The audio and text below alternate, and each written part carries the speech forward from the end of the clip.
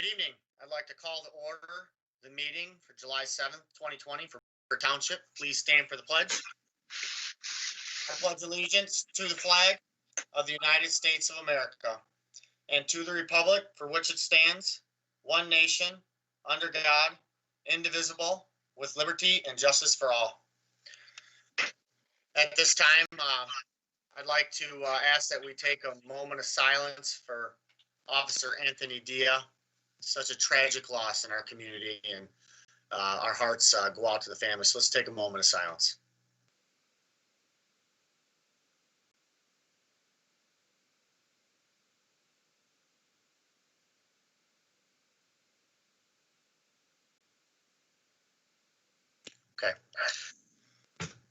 Okay, moving forward, I look for approval of the agenda with a couple additions from me, and I do apologize. Do you want Bob to pray?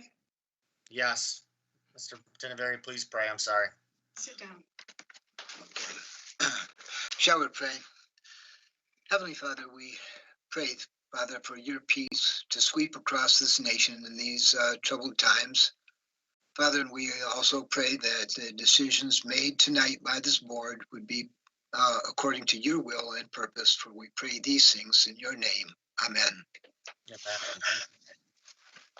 So a couple of additions I'd like to add is one, discussion on the roundabout. This is something that can be pushed through the next meeting, but I'd like to get the discussion going now. Some things have changed. So I'd like to add that to 3G, and then I'd like to add the discussion to opening the township hall. I'd like to add that to 3H. I'm sorry. 8G would be roundabout discussion, and 8H would be opening of township hall. Excuse me.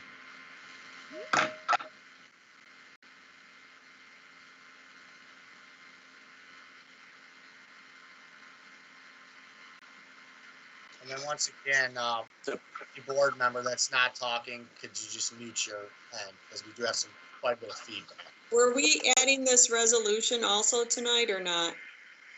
That we received about the second amendment to the zoning ordinance? I'd recommend that you do that if we've all had an opportunity to review it. Trudy, would you like to add that? If everyone's okay with it, yes, let's add it. Would you like that under 8I? That's fine. And what is it called? It's the resolution to establish procedure for the processing of requests for text change amendments to the zoning ordinance.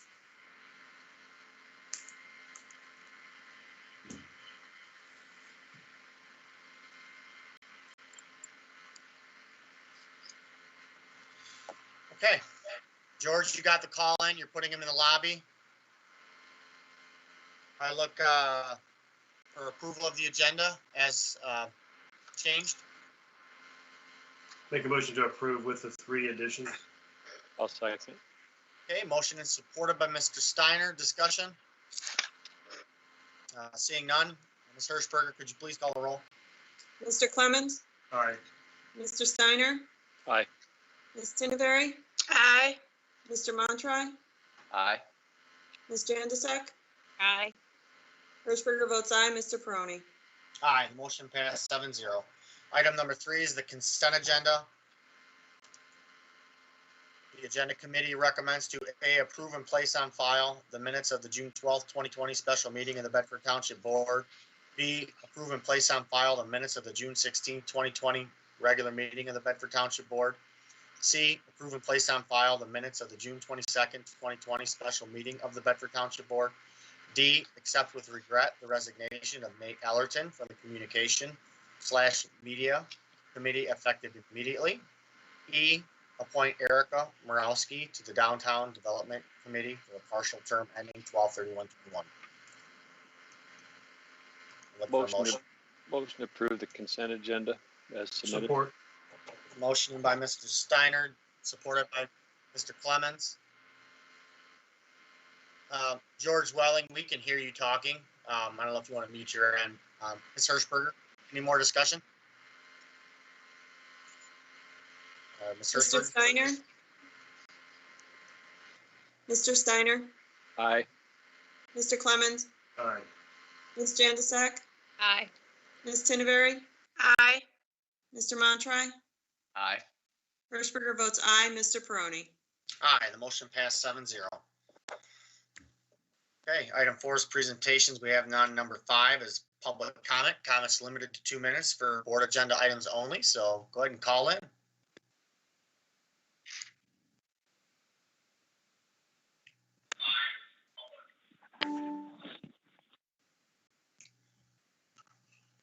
Hello? Yes, go ahead and state your name and address, please. Scott Boland, 6622 Summerlin Boulevard. Okay, George, you're going to want to put him in the holding tank. I believe he's calling in regards to, unless you want to make a public comment, and I believe you're calling in regards to 8C, correct? Yes. Would you like to make a comment on it now, or would you like to be in the holding tank to discuss that agenda item? I think I'll just wait in the holding tank, Paul. If they got any questions, I can answer them. Okay. Okay, George, any more public comments? Go ahead and put Scott in the holding tank. Okay, let's move on, and if we do get a call, we'll take it. Number 7, unfinished business update on Mulch King.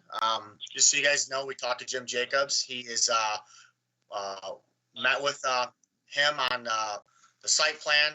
Mr. Jacobs will be sending somebody out there to do a walkthrough, and they're gonna move forward on the process. So they're moving. So they're going to review the site plan, visiting the site. They're going to be meeting with planning. They're going to be meeting with planning in about 2 weeks. Jim Jacobs and Andrew in planning in about 2 weeks. So, Ms. Tinneberry, you had a question? Yes, well, this doesn't sit well with me that we have to go through all of this. We pay them their money. We have to go through all of this just to get things brought up to speed. Was there any reprimand? Was there any discussion that we don't want to see this again? Is there, I mean, hello, if our children misbehave, they have some kind of punishment. I mean, this really bothers me that we had to have people call in. He didn't come forward with it. We're sending people out there to follow up on things that he should have done before we had to get after him. I'd just like some explanation of the discussion that went down. Well, there's been many discussions, some with Mr. Goldsmith. Obviously, you guys know as trustees that we don't typically have issue until we have a complaint. As far as final site plan approval, I'm not sure if he ever got final site plan approval. Mr. Hirschberger, did he? I mean, I don't know how much, or Phil, can you speak to it? I don't think he was ever compliant with final site plan approval, ever. Okay, so in this situation, who typically, if he doesn't get final site plan approval, would planning commission call ordinance? What's the process there? Did planning get involved? Because I think we waited for a complaint from the resident. I think both ordinance enforcement division have been involved, striving to obtain compliance from this particular business. So I think we're farther now, Nancy, than we've ever been in holding the owner's attention to bring the site into compliance. So I'm hopeful that now and in the near future, the site will be brought into full compliance. Well, yeah, I mean, I guess it's taken a lot of work, a lot of time and effort on our employees' behalf for something that we're under contract with this business. And why should we have to keep going back and begging back basically for something he knows he should have to?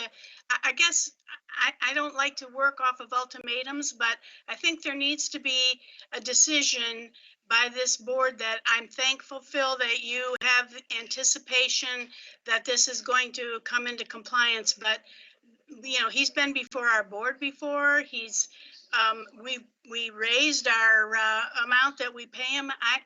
I just think that, you know, we shouldn't have to put up with this. We don't put up with it with other people. There should be some kind, I don't know, is there nothing in the ordinance to say if somebody doesn't meet the agreement that they made when signing the papers, that we have something to fall back on? I mean, I'd hate to take it away from the residents, but at the same time, it's wrong for him to hold that over our heads. Ms. Hirschberger? I just wanted to clarify, he received final site approval, but then never followed what was approved. Well, what Nancy's saying, how could it be approved if the site was never completed? I just wanted to verify that it was approved. There were plans that he was supposed to follow for that approval that was given, and those were not followed. Mr. Steiner? So the site plan approval is given by the planning commission, and then it's up to the owner to follow through with whatever is designed on that site plan. So that's how it's not into compliance. It's not like they gave him approval once everything was done and completed. So, but the real question is, how much do we still have open that we need to get closed out to bring them into compliance? And as Nancy said, you know, all the resources that we're putting forward constantly on this, I mean, let alone we have to involve Mr. Goldsmith, and how much does that cost us? You know, it costs us money to operate the Mulch King, and now we're spending legal dollars and employee dollars to try to bring this into compliance. This should have been done a long time ago. There should be a penalty, financial Absolutely. penalty. So the question from Nancy is though, okay, once they have their site plan approval, who's following up? Who's going out there to make sure it's done right? Because I could tell you there's a lot of businesses that don't follow their site plan approval. So who follows up after it's done? Isn't that a planning inspection? Through building? Well, the planning commission gives final site plan approval, I believe, unless it's the building inspector. But the point is, we don't have a staff that can go out there. I suppose, you know, the closest thing would be ordinance or the building inspector.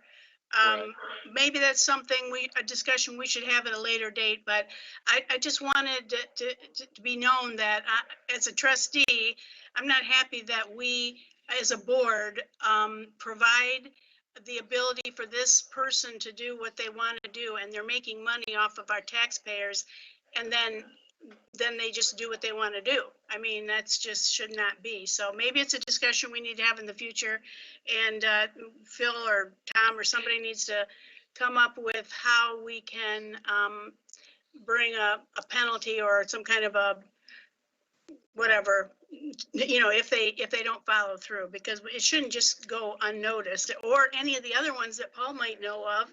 We shouldn't let them go unnoticed. But that's what I'm saying. There's got to be something in place until they get the approval of 6 months. You go out there, you check the site plan. That way we're not waiting for a resident to call in. Well, I'll talk to Planning Commission tomorrow night at our meeting, and we'll see what we can come up with. Okay, sounds good.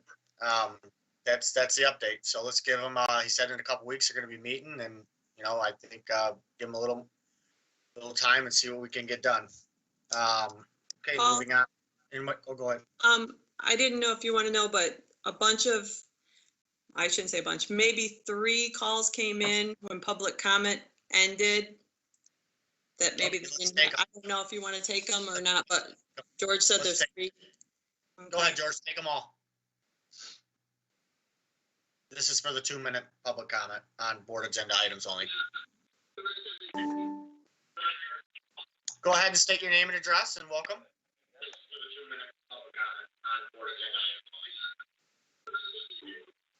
Go ahead and state your name and address.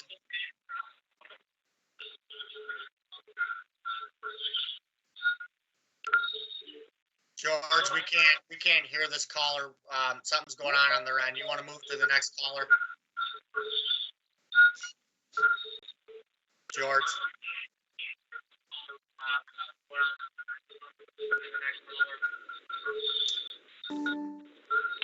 I think this is Scott Bowley, correct? Okay, am I the next caller? Okay, yep, go ahead and state your name and address. Okay, Gail Kane, 1056 West Temperance. In regards to agenda items, my first comment would be as to the approval regarding the lights. In your packet, I did not see 3 bids, so that's item 8E. The other item I have is that for 8C, I have concerns with losing open space. We recently lost a large capability of Oak Openings property. These are sand dunes, very special area, and we lost an opportunity to set those aside for parks. So I would be concerned. We can't just keep putting rooftops in. We can't see sunrise and sunsets around here anymore.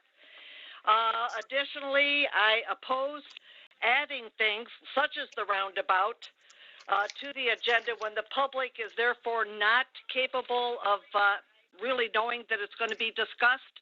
The only thing that should happen with the roundabout is that you take it and put the plans in the trash can. The other thing would be is, let's see here, where are we?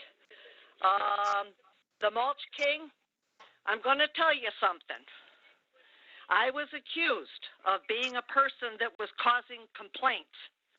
That was false, but I did pursue planning. And Mr. Angerer heard me out at a meeting and had agreed that there would be some kind of a meeting. What the public needs to know, this man was allowed to open his business before he had site plan approval, period. And it was because the DEQ was going to fine the township for a contaminated waste site that had been set up behind our township hall to take waste. Now, we don't all use that site, and so maybe we need to pay to use it. We have people that pay to go to Your Stevens. public comment time is over. George, moving on. We need to take the next. Okie dokie, I'll wait in for the last time. That's fine, thank you. Bye. Okay, moving on to the next one.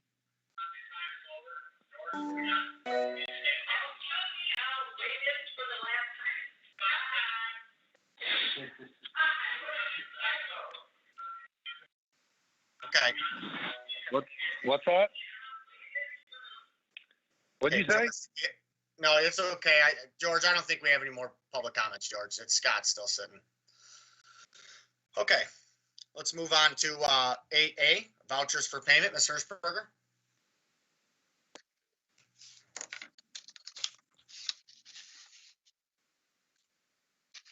I'd like to make a motion that the following vouchers be approved for payment. General Fund, $60,696.09. Fire District, $26,789.19. Police Fund, $317.98.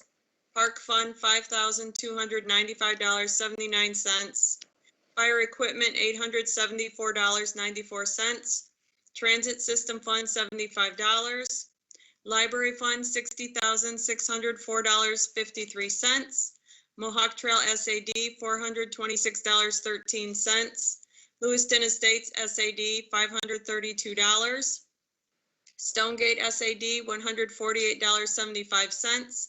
Downtown Development Authority, $971.35. Sewer O&M Fund, $4,571.15. Trust and Agency Fund, $1,091.25, for a grand total of $162,394.15. Support. Okay, motion is supported by Ms. Januzak. Discussion from board members? Yeah, I got a question, and I apologize. I didn't see this until this evening. I was re-looking through everything. Under building and grounds, there's a Wadsworth Services for lighting panel. I'm assuming that should be for the library. I'm not positive. And I don't know if because that was like a fix for something that was in the past, if that should have stayed under buildings and grounds, or if because of like the nature of that, if that should land in the library. That needs to be in the library.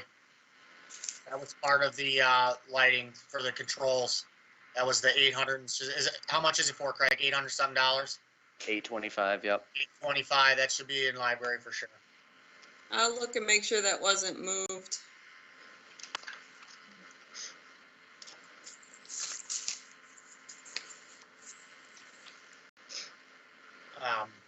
Any more discussion?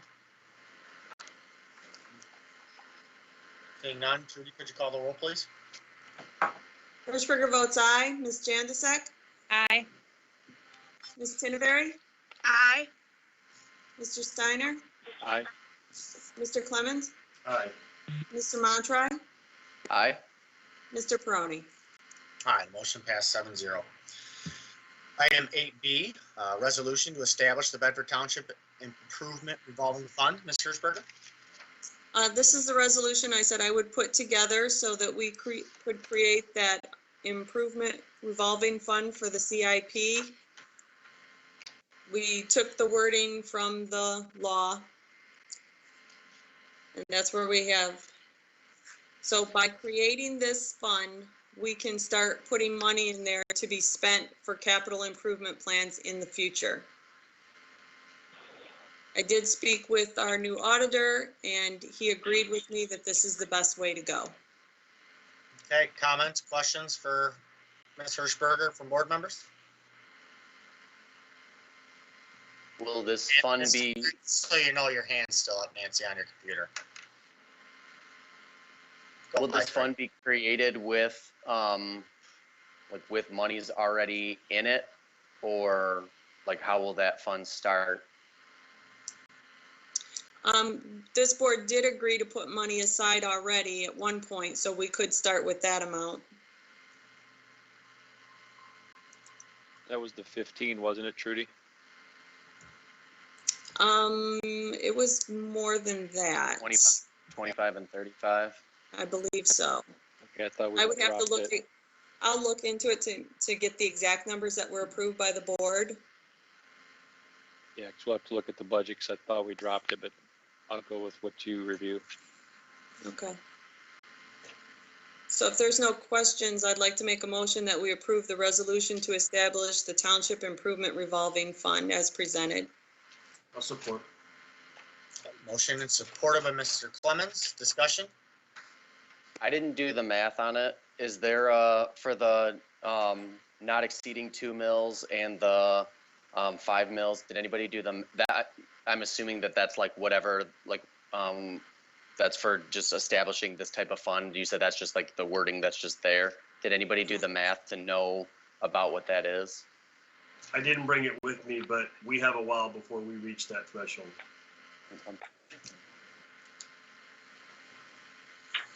Okay, call the roll, please. Hirschberger votes aye. Mr. Clemens? Aye. Mr. Montry? Aye. Ms. Jandisek? Aye. Mr. Steiner? Aye. Ms. Tinneberry? Aye. Mr. Peroni? Aye, the motion passed 7-0. Item 8C, direction on a rezoning request from R2A, one family residential, to RM2, multifamily residential, 5802-105-023-00, 5802-105-025-00, and 5802-105-026-00, located on the east side of Secor Road, south of Smith Road. Ms. Tinneberry? Well, actually, I think Phil is going to talk to this, but these are the kind of rezonings that really don't need to come before the board. We, as Phil said, and he's going to talk about it, 8I, I think, with regard to only text changes. So I'm going to mention to Karen tomorrow, or maybe Trudy should mention to Karen that the resolution is being changed that was drawn up in the past. And it would prevent these coming to the board. The Planning Commission is undertaking this exact same agenda item tomorrow night for review. And they will be making an approval or not approving. So it doesn't have to pass by the board first, only text changes in the amendment, or in the ordinance, I mean. And But George, not- if you want, Mr. Bolin, if he wants to, be able to speak to the issue, if we need him, Mr. Goldsmith. Okay, thank you, Mr. Goldsmith. I'm here, Paul. Okay, I would recommend that, since we haven't adopted the new resolution yet, I would just simply recommend that the board move this matter to the Planning Commission to go through the normal rezoning process.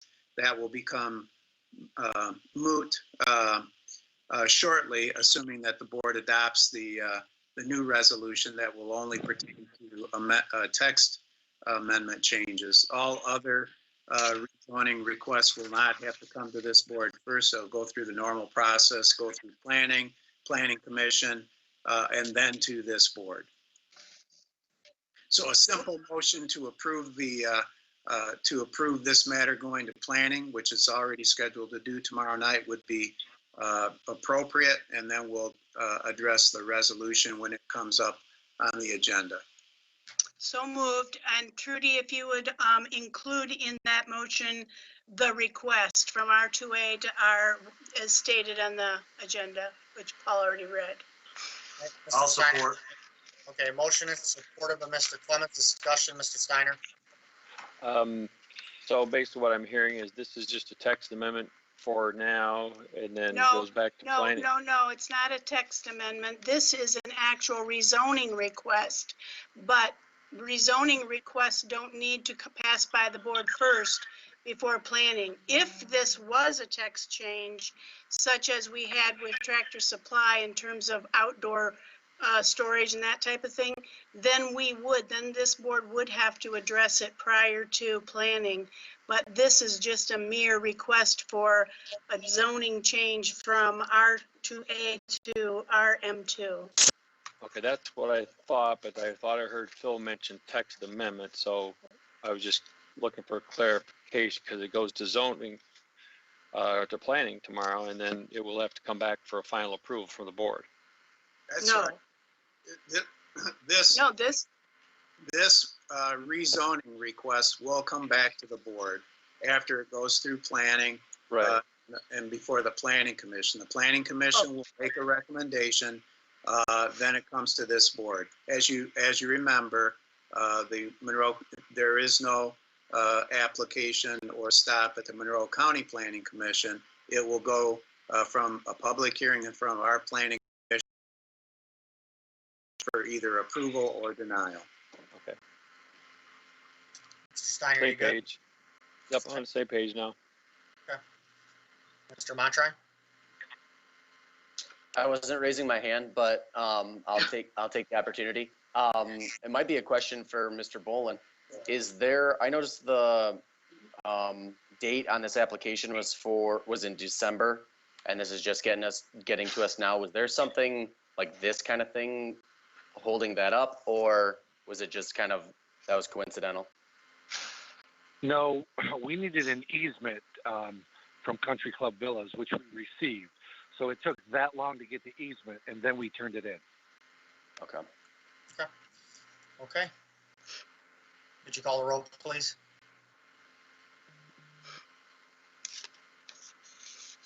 You're muted.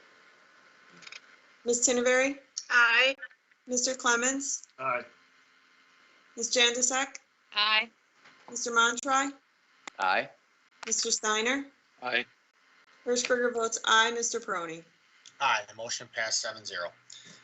Okay, item 8D, approval of a change to the Consumers Energy Standard Lighting Contract. Scott, thanks for being on. You're more than welcome to hang up. Thank you. Thank you. Ms. Hirschberger? This is the change out of lights. I had told this board before, every time they go to change out a set of our street lights, that they would come to us to sign the contract again. So this is another one of those changes. They will be changing lights at the Summerfield and Stearns Road in Lambertville to LED lighting, but we still have to sign a contract that we agree to this change. So I'd make a motion that we approve the contract with Consumers Energy as presented for the street light changing to LEDs. Support. Second. Okay, motion supported by Mr. Clemens. Discussion? Seeing none, could you call the roll, please? Hirschberger votes aye. Mr. Clemens? Aye. Mr. Steiner? Aye. Mr. Montroy? Aye. Ms. Tinderberry? Aye. Ms. Janzek? Aye. Mr. Peroni? Aye, the motion passed 7-0. Item 8E, approval to replace 12 recessed can lights and troubleshoot parabolic fixtures at the Bedford Branch Library. This is a situation where I said Voss Lighting thought they could save us some money and that the lights would work with these balances. Well, eventually all the lights had gone out, so Voss replaced them on their dime and they're going out again. So they said that the balances won't work with these lights. So this is to recommend to switch them out. And Mrs. Keen's right. We're having a very hard time getting people to bid on these smaller jobs. So it's one of them things that it's a smaller job. So if we want to table it and put it out for bid on a bigger level, we can, or we can move forward. This was the contract, I believe, that did that's done a little bit of work for us in the past as well for the parks, and they just did the fire station. So it's up to you guys. We can approve it or we can table it and put it out and see if we get more bids. It's a pretty competitive price, though. What is the total price? I get that. Looking like Is it just that 1368? So I didn't know if that's like also including the parabolic fixtures plus 372. The LEDs. So it's 1368.24 plus 372. Do we have the 4 extra LED lamps at 2750?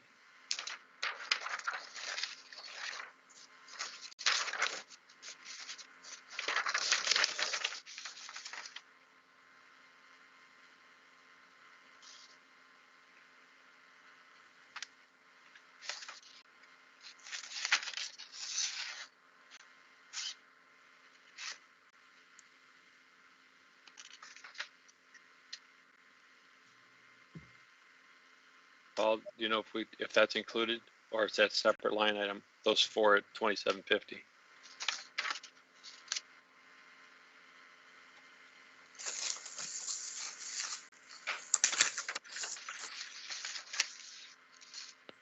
So you got the 4 extra at 2750 each. You got the 1368.24, and then you got the 372. Which would be 1740.24. I came up 1850.24. Oh. When you add. I forgot to add the 110. Sorry, Rick. Okay.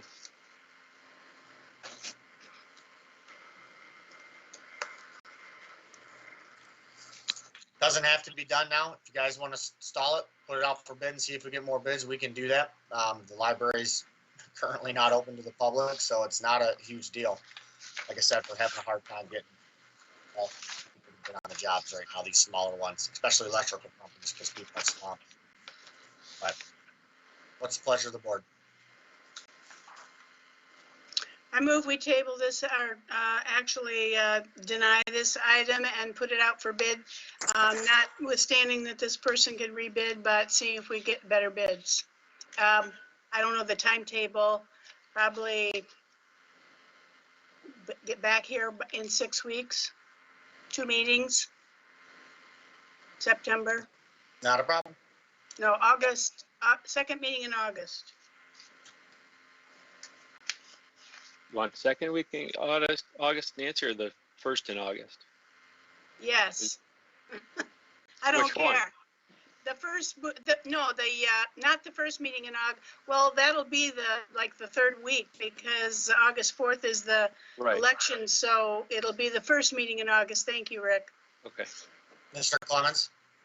Just as a suggestion to the caller's point, I don't know how difficult it would be, but when we only receive one bid, if somewhere we could note on the paperwork that was the only bid received, I think it will not only help us in reviewing the board package, but it'll also prevent unnecessary work when people are coming in and FOIAing and looking for additional documents that may or may not exist, given that we're shorthanded, et cetera. Just literally one line item to say only bid received. That way we know the process was followed and it gives us a little bit more full picture. And if we just notate where the bid was posted.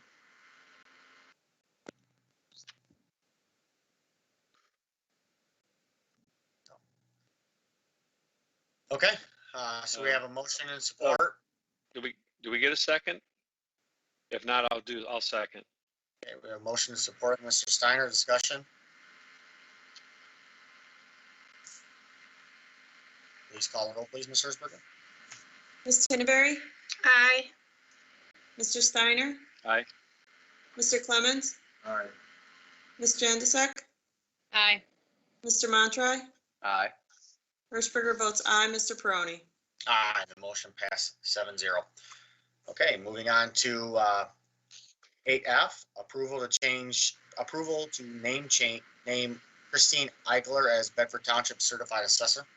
This is something that is protocol with the state, so. Ms. Tinberry? Well, I know, and I believe the rest of the board knows, but just for the public information, my question is, does Christine Eichler meet all the qualifications from the state to be the signer of the roll? Yes. The head assessor, whatever you want to call her? Yes, And she's responsible for the AMAR at this point? yes.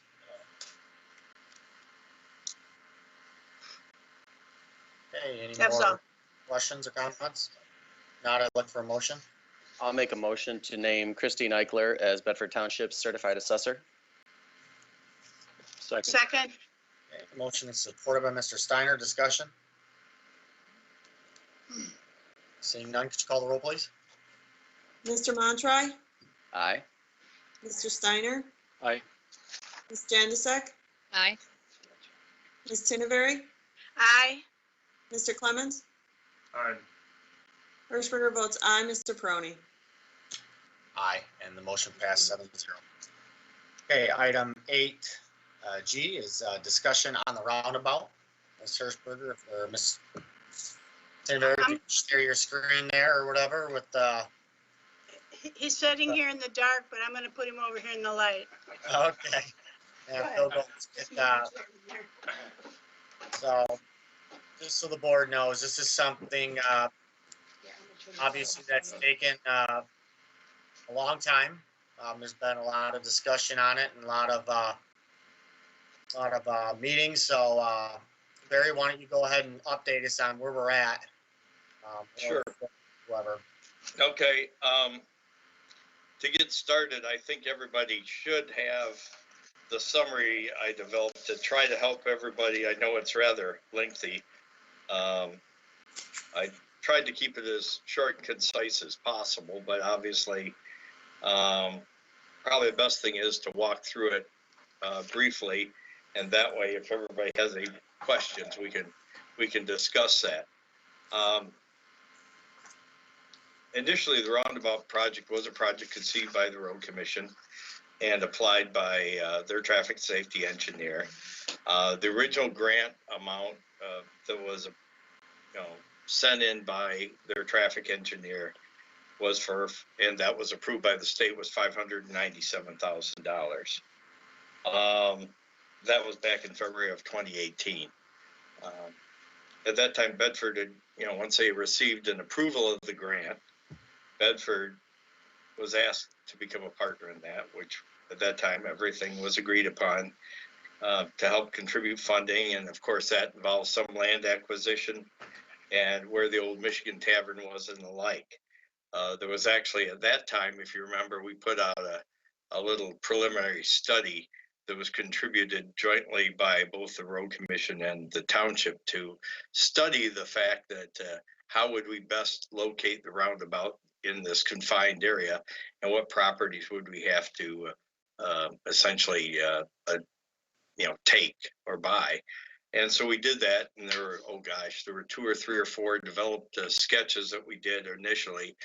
And it was determined that for the most part, the only major take would have to be the Michigan Tavern. There would be some other minor easements around the area, but the Michigan Tavern property would be the one that needed to be developed. So based on that original and very preliminary sketches that we had, there was no real engineering done at that time other than some preliminary geometrics. We developed a cost estimate at that time, and that cost estimate was $850,000 to do the project. So right away, we started out with a shortfall by over $200,000. So we brought that to the attention of everyone. And at a meeting held in February of 2019 at the township, with representatives from the road commission, township, and the like, and of course our office, we discussed it at some length. And at that meeting, a couple things occurred. First of all, there was an agreement by the township and the road commission to contribute each $175,000 in addition to the grant money from the state, which amounted to roughly around the $597,000 to $600,000 just for simplicity. So we had $950,000. At the same time, it was asked if we could figure a way to cut a little over $100,000 out of the job. And we said, well, I don't know, we can try, but that's the number we use. So in the chart you see, or the first page, you'll see at that time we took the construction cost estimate at that meeting all the way down to $700,000. Engineering was based on 20%. That's design and construction amount. We said land acquisition would be about 75, demo would be about 25, and then there was a water line relocation that would be required.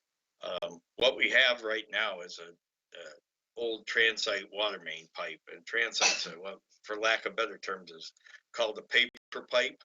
And what that is, that pipe gets soft and kind of mushy over the years. It's actually made of asbestos, and although it's not considered a hazardous product, it does get soft, and it's very fragile in shear, and actually it'll break quite easily if there's any vibration or forces applied in laterally to the pipe. So, and it would be right under the middle of the roundabout. So we said, well, first of all, we're going to have to figure a way to get this pipe out from under the pavement and replace it with a new PVC pipe. So we estimated that at 45,000.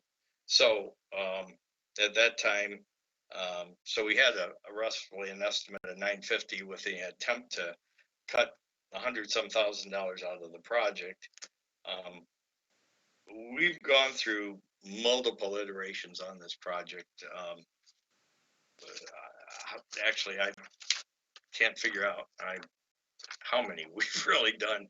It may be 5 or 6 for sure, and probably 2 or 3 other ones, minor ones, to try to figure out where we could cut costs. And we've knocked out certain things, like instead of having lighting throughout the whole, low-level lighting for the roundabout, we've talked to consumers about just adding poles and overhead lighting. We've eliminated some curbing out there. We've modified some drainage and the like. But nevertheless, it's difficult it seems like you do one thing and something else costs more money. And in fact, the Drain Commission has even asked us to consider extending a sanitary sewer now under the pavement for future extension, should it land develop further to the south. And that was estimated at another 36,000. So, but in summary, on the second page, you'll see about in the middle of the page is the breakdown. The current cost estimate's about $780,000 as it stands today.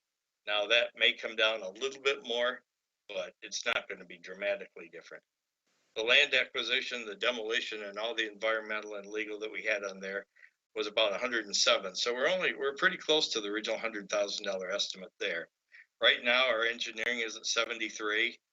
With all the iterations, actually, we're probably over 100, but I've agreed not to bill any of that extra money. The road commission, we originally estimated construction engineering at 70,000.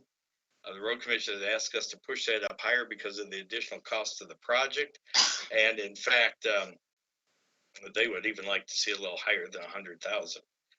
Lighting, as I mentioned before, is now, we've talked to consumers around 15. We're asking consumers to refine that number, but I think that's a good number based on everything consumers told me before.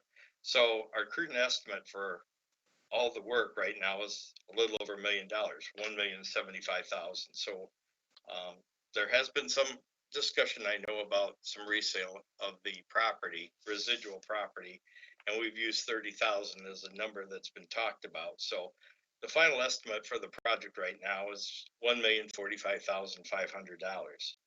Of course, you got to remember that's an engineer's estimate, and the project actually has to go to MDOT, and then MDOT puts the project out for bid to multiple contractors. So we really won't know the actual cost of the project, whether that estimate's low, high, or it could go higher, if depending on how many contractors and how aggressive they are.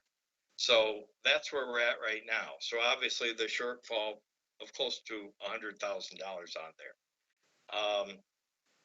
So having said that, basically what we've done is said, you know, we've got to come up with this differential some way. What's happened is the road commission has now said, well, we agreed to $175,000.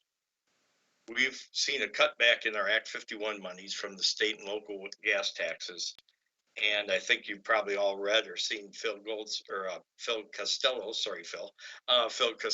letter, that basically from their board saying, we're drawing the line at $175,000 and we're not contributing anymore. So they're asking you guys to basically sign a new agreement to say we will pick up any additional costs over and above what was originally agreed to, which was the $175,000.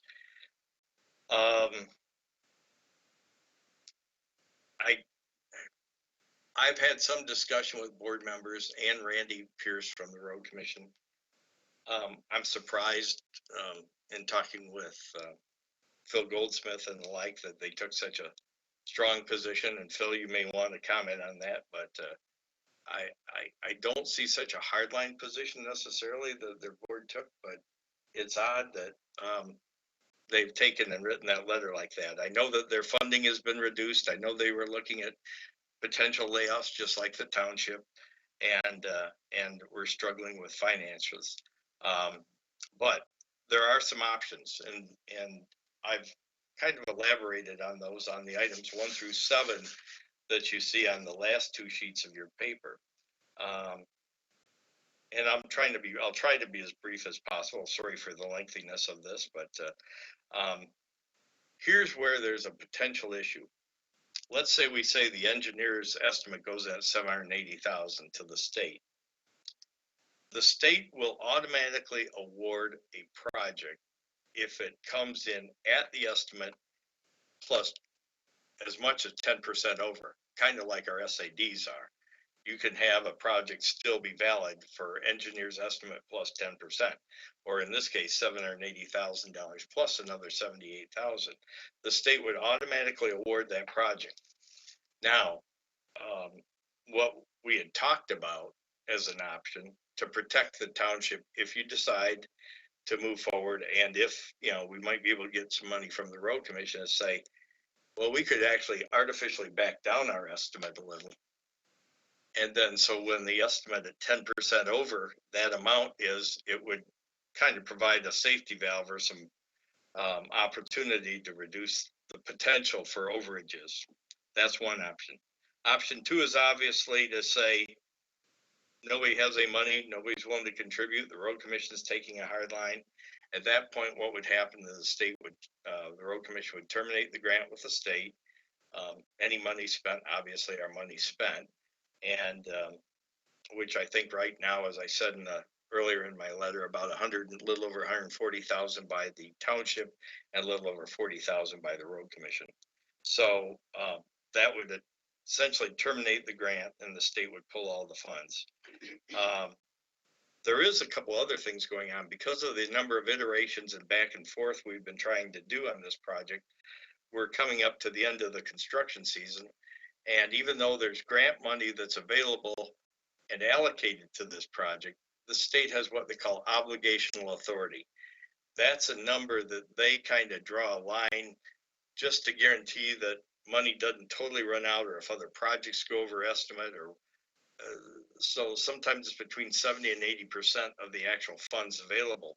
So as you get towards midsummer, as you know, construction gets a little later, and the state could run out of obligational authority or money to award the project. If that happened, they would delay the project until August to go out and look again if there's any money.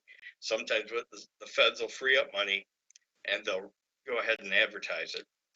If there's still no money at the end of the day, the project would essentially fail, but it'd fail in an okay way, because you could always go back and reapply, and most likely they'd probably come back and possibly give you more money under when you have a better estimate in the first place. But obligational authority is a real possibility given the fact that we're already in midsummer. And that's nothing we can do about. That's strictly something the state has control over. And there's not much we can say either way. Another option that's I think worth pursuing is the road commission every year. I know a lot of you don't dig deep into the road funding, but to match all the money Bedford Township has voluntarily put forward into primary and local roads, they put as much as $250,000 to Bedford Township to match some of your primary road stuff. They've also given the townships as much as $86,000 to match some of your local road projects. Quite honestly, we could use some, if they'd be willing to give us, say, look, hey, if you want to use 50,000 road commission to match our 50 for the overage, then we would only use 36,000 for local roads next year. I mean, I believe from what I understand, they're still going to try to allocate that money to the townships. So there is a source of funds that could be used by the road commission if they so choose. Another option that may be considered is the fact that, you know, there are extra monies that come to the road commission by virtue of the urban areas, which are Bedford, Monroe, Flat Rock area, and a little bit from Milan. And the road commission shifts that money around. And quite honestly, they have the ability to shift that money around a little bit. And, you know, I think there could be some opportunity as we look at things to have reducing future allocations for Bedford urban area in future years if they would use it to fund this project. So I think there's another option. Another option for the township is the fact that the one thing I'm not really sure is how and one of the things we're struggling with a little bit is fiscally where the 2020 monies came from and the 2020 monies are going from, because you guys have been contributing well over $1 million a year to the project. And I know this last year, our budget was only $180,000, $518,000 for local roads. And that, plus there was an additional $58,000 for dust control and mowing. So your budget for local roads right now, other than the only other place you have money allocated is for the roundabout. So you've cut that funding down to under $250,000. That's some other consideration. And last but not least, I've talked to the road commission about this item, and they kind of said, you know, it's a thought, is the fact that, you know, rather than put the construction engineering out, they do it in-house and use their own personnel if they could do it. They could do the engineering, we could supplement with inspectors. They could do the inspection. We could supplement with our engineers. They could do all of it if they had the manpower, and they could contribute their share with kind of soft match by using manpower hours, and it wouldn't cost them really any out-of-pocket dollars. It would come from their manpower. I sent this list of 1 to 7, to both Randy Pierce and Matt Snell, their county engineer, yesterday, and said, tell me if I'm wrong with any of these items, or if any of these items are not valid, or if you're, because I want to put something out. And then the answer I got was from Randy this morning is, any of them are options that could be discussed.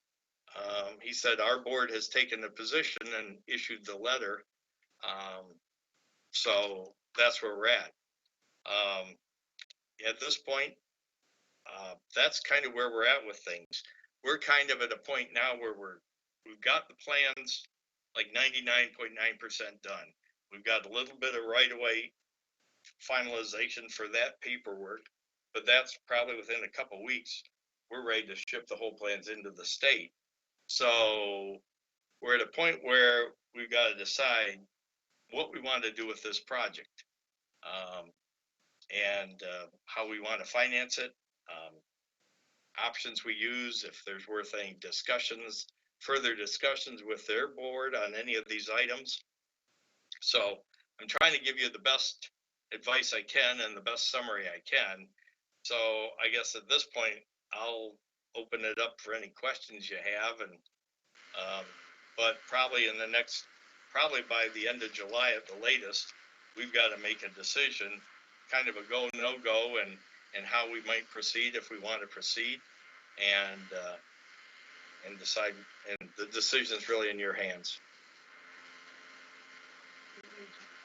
No, I don't need to be on. Oh, you're muted.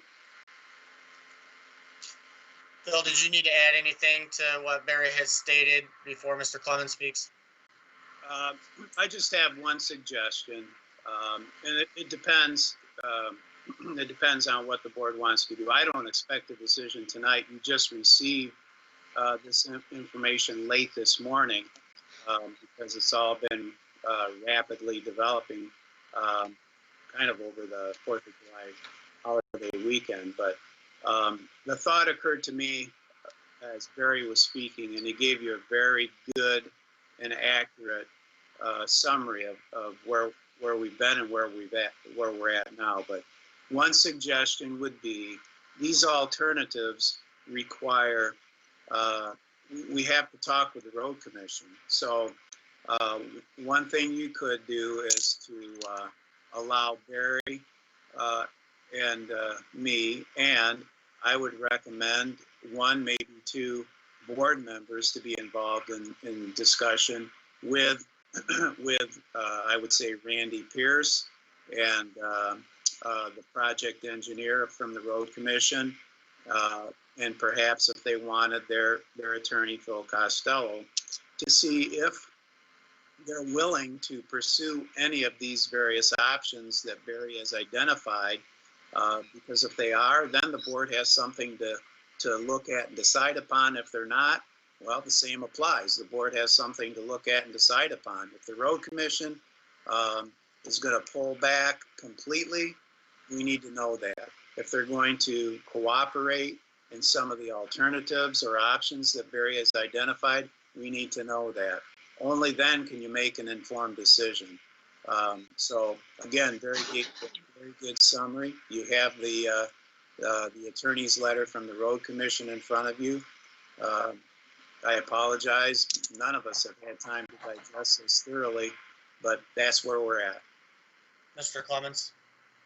Yes, Barry, I wanted to ask you, I'm assuming that you guys have already explored it, but due to COVID, there's no way to extend the grant window. Have they maintained a hard line on that? Yes, yeah, Okay. essentially the grant will essentially run out at the end of their fiscal year, October 1st. Okay. We've gone back, in fact, I talked to Matt Schnell, their county engineer, about even going back and asking SEMCOG to see if sometimes there's monies left, if they would kick up the money to a more reasonable amount, given the fact that roundabouts, cost more than $600,000. But they said at the present time, there was no opportunity to increase that amount. So they've held a hard line on that too, but that's what they always do. So that didn't surprise me, but I figured it was worth asking. Gotcha, thank you.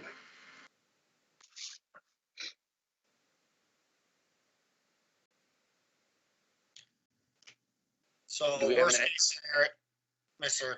Matra, go ahead. I was just gonna say, do we have any idea what the like expected overage would be? So the worst case scenario is if it does go over the 9%, with the $950,000 total, we would be at roughly, 180, 190,000 that Bedford Township would have to come up with if it goes over 9%. Okay, And without contribution by the road, and that's without contribution from the road commission. If we can work something out to where I've talked with Mr. Stewart, as well. He's made it sound like they're willing to talk. So I haven't talked to there, and Jack was not so. So if it comes in at 5% over, you're at roughly 150,000 you gotta come up with.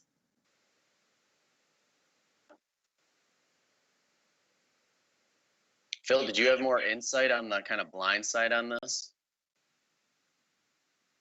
Well, Barry and I have discussed that. Quite frankly, it took, and my partner, Tom Graham, it took all three of us by surprise, the position taken by the road commission. And I suppose that was in part driven by the decrease in their revenue, just like we have to deal with at Bedford Township. But it's kind of uncharacteristic for them to take this position. Not sure why they did, but yet if you choose to try to go forward with the project, I was at least encouraged by the discussion that Barry had with the project with the Monroe County Road Commission engineer. And I think he discussed the project with one of the other road commissioners, just as Paul has discussed it with a road commissioner. So despite what the letter says, they seem to be willing to talk, and Barry's identified some good talking points for options. So, but before this board can make any decision, I think we need to know whether those options are valid or not. And so we need to talk to the road commission. And I think Barry's a necessary participant. I would like to participate because I know their lawyer will. And I would like to see one or two of the board members participate because I think that's important for board members to participate in these discussions and then take it back to the full board for decision. So I really don't have an answer, Craig, as to why they did what they did. But yet after the letter was written, it seemed like there was some softening in that position, at least what was told to Barry and I. Phil, when is their next road meeting? Boy, I don't know. I think it's next Monday. Okay. I think it's next Monday. Okay. So, I think that would be the best time for us to go is show up to their board meeting or get on the agenda for discussion. Yeah, I don't think, scheduling something, if it's that close, I don't think scheduling. Yeah, Paul, if I might, I am on vacation through next Wednesday after Friday. And this might be a better discussion, quite honestly, in my opinion, offline or not at a public board meeting. Okay. That's just my opinion. Yeah, I've been involved with this project since day one. I definitely want to be with you guys. I don't know if any other board members do. Is that something you want to set up, Barry, with the road commission then?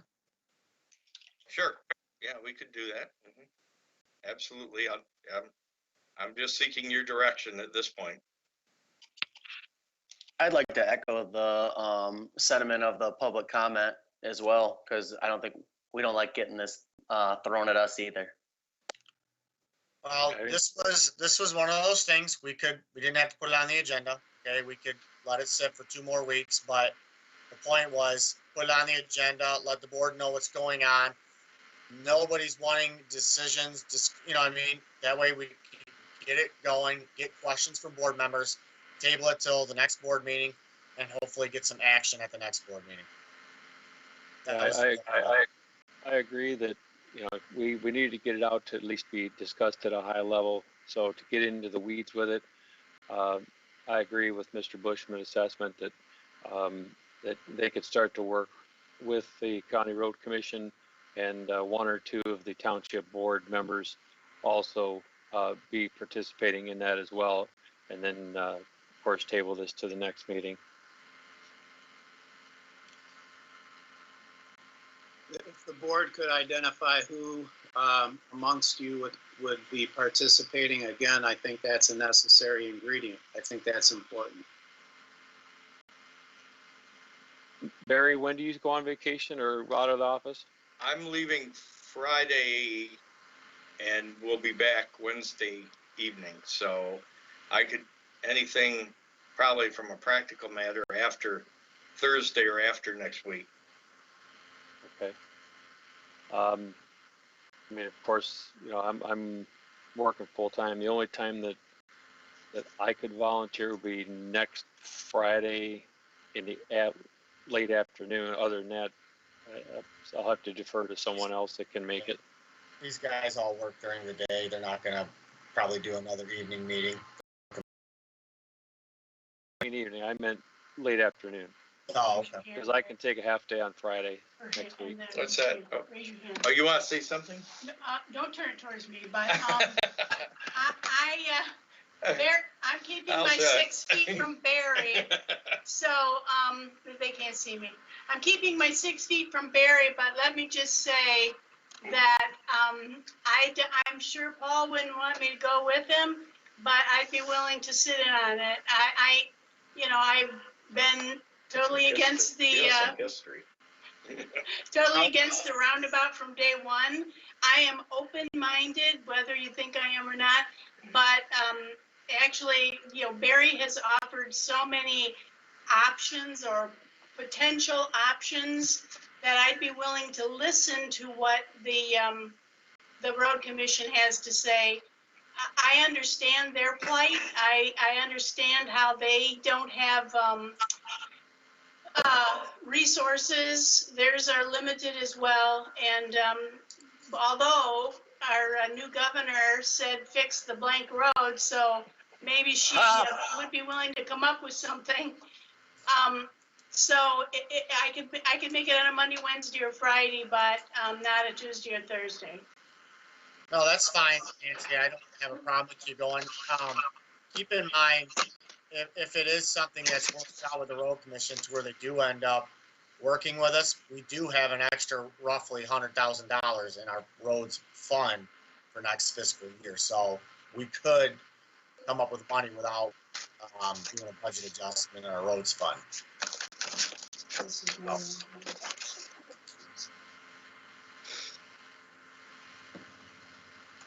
So we'll do that. We'll set up a meeting then. Myself, Ms. Tinberry, and Barry and Phil will get a meeting. Barry, if you want to shoot him a message. We could always try to meet before you leave. Ms. Tinberry, what days did you say you're not available? Not available Tuesday or Thursday. Okay, so yeah, we'd have to wait. Wednesday, Well, which that's tomorrow. And I'm gonna. Oh, no, not for It'd another have to week. be. It'd have to be next week. Yeah. So So Paul, before. if it would happen to be next Friday afternoon, potentially, I'll go with Nancy. I'll keep you in the loop. Yeah, we all three can go. It's no problem. Fine. I'll shoot a message to the board. Just, we'll keep as many eyes on it as possible. Yeah. Okay. All right. I'll make contact with Mr. Pierce and see what his suggestions to meet with the board and what dates they are available. Okay. I think a week from this Friday. Ask him to be sure. Yeah. Barry, Rick, you were talking about a week from this Friday, right? That's correct, Barry. Barry, maybe a preliminary meeting with Mr. Randy and their project engineer. Preliminary meeting with them might make a lot of sense for that Friday if you can arrange that. Okay, let me see what I can do. Okay, thank you. Okay. Okay, moving on Thank you. to, thanks, Barry, for being here. 8H, discussion of opening Township Hall.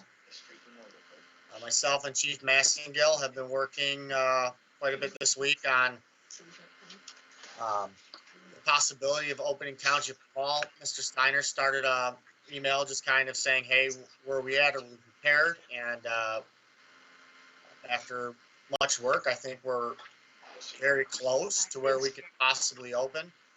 So Chief Massingill, are you on?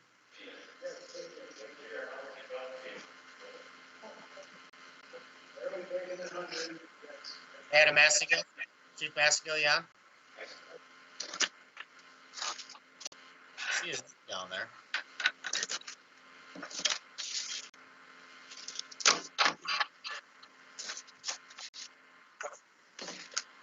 Oh, there he is. So Chief, I just kind of started a little bit, just kind of talking how we've worked this week. Obviously, the board has gotten your emails. So go ahead and kind of fill the board in on where we're at and what we kind of need to do to get open and what the protocols would be. You're muted, just so you know, Chief.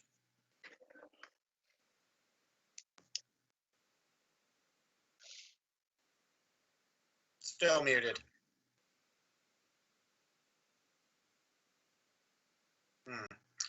You want to get on your cell phone and call in the call-in number right now? Do you have a call-in number? George, you want to give him the call-in number and he can call in?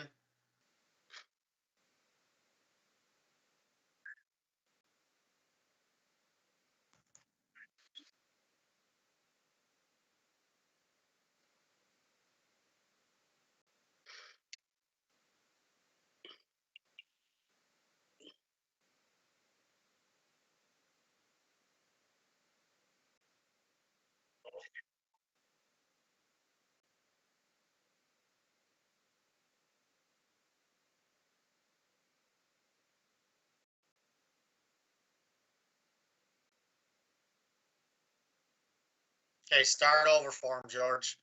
Did you get it, Chief? Okay, say it a little slower for him, George.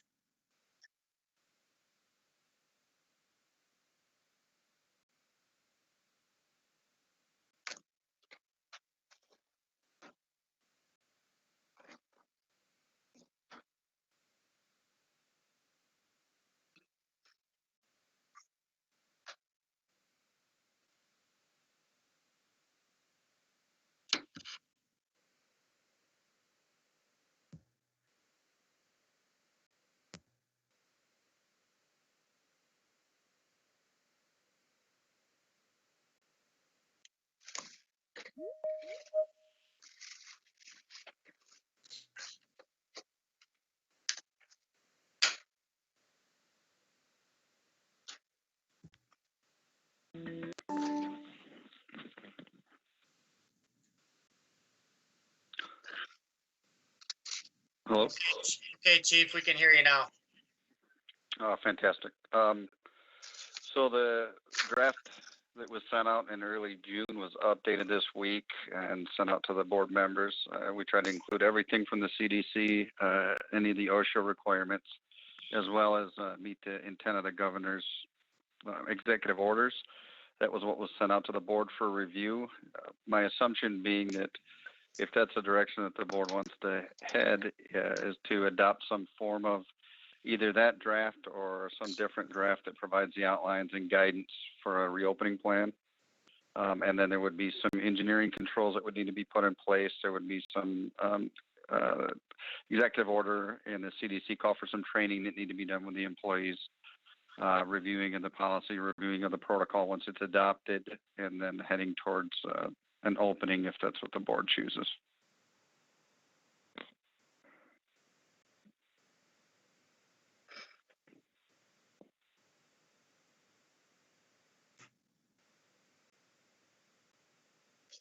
Anybody have any questions, Tinberg? Mr. Massengill, how long do you determine or guess, surmise, whatever, that it would take for the training? I would think that, so the requirement is that all employees are trained on some very specific areas that are outlined in the order. So there's 4 or 5 different sections, but I think it could be probably accomplished in each department in maybe a half an hour to an hour. I think we should probably do a walkthrough of the building when we're going through that, so they understand which areas are open to the public, which areas require different and specific cleaning, or the higher levels of disinfecting and things like that. I think visually it might be a little bit easier for the employees to understand it if we did a walk around. So maybe a half an hour to an hour for each group, maybe a couple different groups. So potentially in one day, once the board settles on a direction that they want to go with this, we could probably get the training done throughout the building in a day, depending on work schedules, maybe over the course of a day or two, if we've staggered and don't have everybody in the same day. Are you talking about the, I'm thinking 7 groups that are housed in this building, or are you talking about like maintenance as well, or is it just for this building? Well, for the building, now, if maintenance is participating, so my understanding is that there may be some seasonal employees that are filling roles as far as like the greeter at the front to log people in and out, and to provide the masks and things like that. So certainly they would have to be involved in the training. Essentially, anybody that's going to be working day to day in the building is supposed to have that training. Okay, thank you. Mm-hmm. So some things we've tried to do to kind of simplify, make this easier, would be we would put a sign on a pedestal out front that basically encourages people to continue to use the drive-through. And then once people come in, the bathrooms would be closed to the public. I would recommend that we keep the upstairs closed to the public, no meeting rooms. Every single room that's open to the public requires extensive cleaning, which, as you know, the person that would be our door monitor right now would be a seasonal maintenance person. We have 0 employees at Township Hall that can sit at the front desk. Obviously, you all know we just laid off the maximum amount of employees we can to keep the place running, without hurting the public at all. So in order for us to do that, we're going to have to take one out of the seasonal maintenance and put them at the front door, which they would be affected by it. So we potentially might have to hire another seasonal person.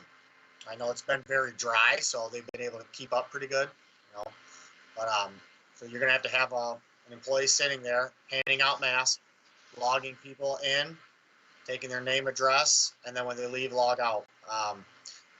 And that's why we've staged every place for the 6 feet in all the areas downstairs. We have to put signs on each door that basically says that this office is closed to the public. Otherwise, that once you open, if it's open to the public, you have to have mask on, and then you have to do the same type of cleaning. So the less, if we open the building fully open, then you're going to have the deep cleaning, continuously. The less we have open, the better. So, Mr. Steiner? Quick question, and I don't know if this is for Mr. Goldsmith or Chief Massengill. If we did, even if it's by appointment or open, either way, what if someone comes to the building and they refuse to go through the questionnaire process or the screening process in general? What if they refuse any or all parts of that? Then they're not allowed entry, and they're given a reasonable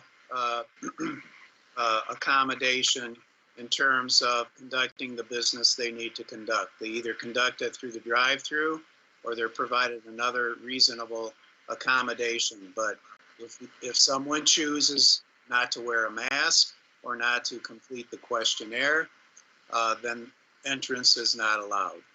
We're not allowed to ask them why.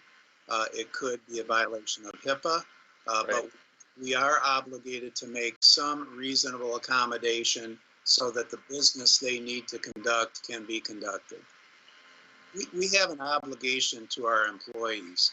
For heaven's sakes, we've got an election coming, and heaven forbid that someone in the clerk's office test positive because of an encounter with someone who comes in to do business, and it takes out our whole clerk's office, and we have no one to run the election. So we have to be very careful in getting the protocol in place, having the proper signage up. And I would recommend, after speaking with Chief Massengill, that we start the process by setting appointments, and so that we know, and each department knows, who they will be dealing with that day, and kind of ease into the situation. So I think the chief would recommend that as well. I highly agree with that, and as you stated, and others have also commented or recommended, if we were to take out the elections employees and volunteers, we would be in a world of hurt here. So I really want to make sure that we support the clerk's department. Like I said before in numerous meetings, I would love to just open the doors tomorrow and say life is back to normal, but that's not a reality. So we just want to make sure that we're again crossing all T's and dotting all I's. We may have to wait until us doing an open after the election takes place to make sure that we don't let that virus in the building. Mr. Steiner, can you hear me? Yes. Okay. Yeah, as well, the draft policy that we sent forward, the executive order acknowledges that potentially for medical reasons, a percentage of the population simply can't wear the mask.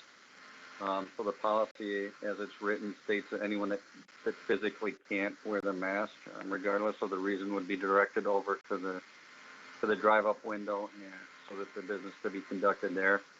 That would probably be the best case as far as protecting employees inside as well as servicing the public. Yeah, that final revision came out too late for me to have a chance to even get into it. So, but I know you got what I read previous, the first edition. I mean, you got almost everything covered in your memo and your notes. So, thank you for the update, though. Mr. Clemens?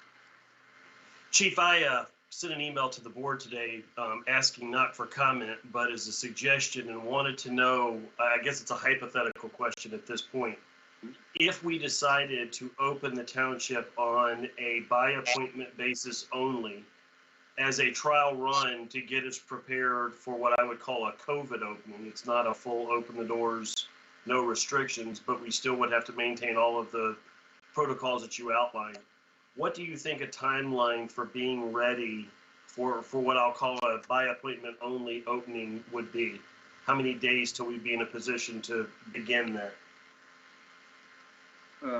So if the board was going to act on the draft with some changes tonight or anything that they wanted, but as soon as the board finalized or approved a policy that they wanted us to follow, I would say that we could begin immediately this week, moving towards that with what I might call a soft opening early next week. That should be easily accomplished. Mr. Goldsmith and I, in talking today, both agreed that we want to be careful with timeframes for that soft opening to make sure that the cleaning supplies, the masks, and things like that, we can keep up on during that soft opening. And then at some point, we would assume that either the entire board or the three, the clerk, the supervisor, and the treasurer, being that they're in and out of there. Once there's some comfort with the greeter at the door and with the process and with maintaining this applies to move to the next step, which is to just completely open it up. I wouldn't want to venture a guess, how fast we could move in that direction, but certainly within a couple of days, we should be ready to get the engineering controls in place, get the policies out to the employees so that they were comfortable with the process and move forward, I would think. Okay, thank you. So we're gonna for the soft opening, so we're gonna pay an employee to stand there for the soft opening all day long, just in kind of, I guess, just for appointments. Or, I mean, that's what we're suggesting. I guess I get the soft opening. I think the soft opening is a good idea. But I don't think it needs to take weeks or anything like that. I think, you're talking a half hour worth of training. We have all the sanitizing stuff in place. We have enough bottles of sanitizer to last us probably 2 months on hand right now, and hand sanitizer. Mr. Pryor's donating a bunch of masks, so we have masks to hand out to the public. So I guess, you know what I mean? I get the soft opening, but I also don't get what the benefit is to us with this soft opening, other than, I guess we could do training, because what's the benefit to the public for appointments only? What are they coming in for? You know what I'm saying? You're going to let somebody have an appointment to come into the window, so they can't do passports. You know what I'm saying? Everything can be done through a drive-through. So I guess Well, I guess the reason why I suggested it today is that you don't know what you don't know until you begin to test systems. And to test systems at 100% immediately, it's why when you bring pressure up on a pipe, you don't just crank out the nozzle and let it come up to full pressure. You have to be sure that all your joints are seamed, et cetera. So that was the rationale behind the suggestion. Ms. Tennery? Well, I think that I've been one that's been wanting the building to be open to the public. This is their building. But I also see the need for educating the public before we have, a mass group of people coming all at the same time at the door. I think that we need to do some publicizing through, I don't look at Facebook, but a number of people do. Facebook, our website, whatever other options we have that you can educate the public.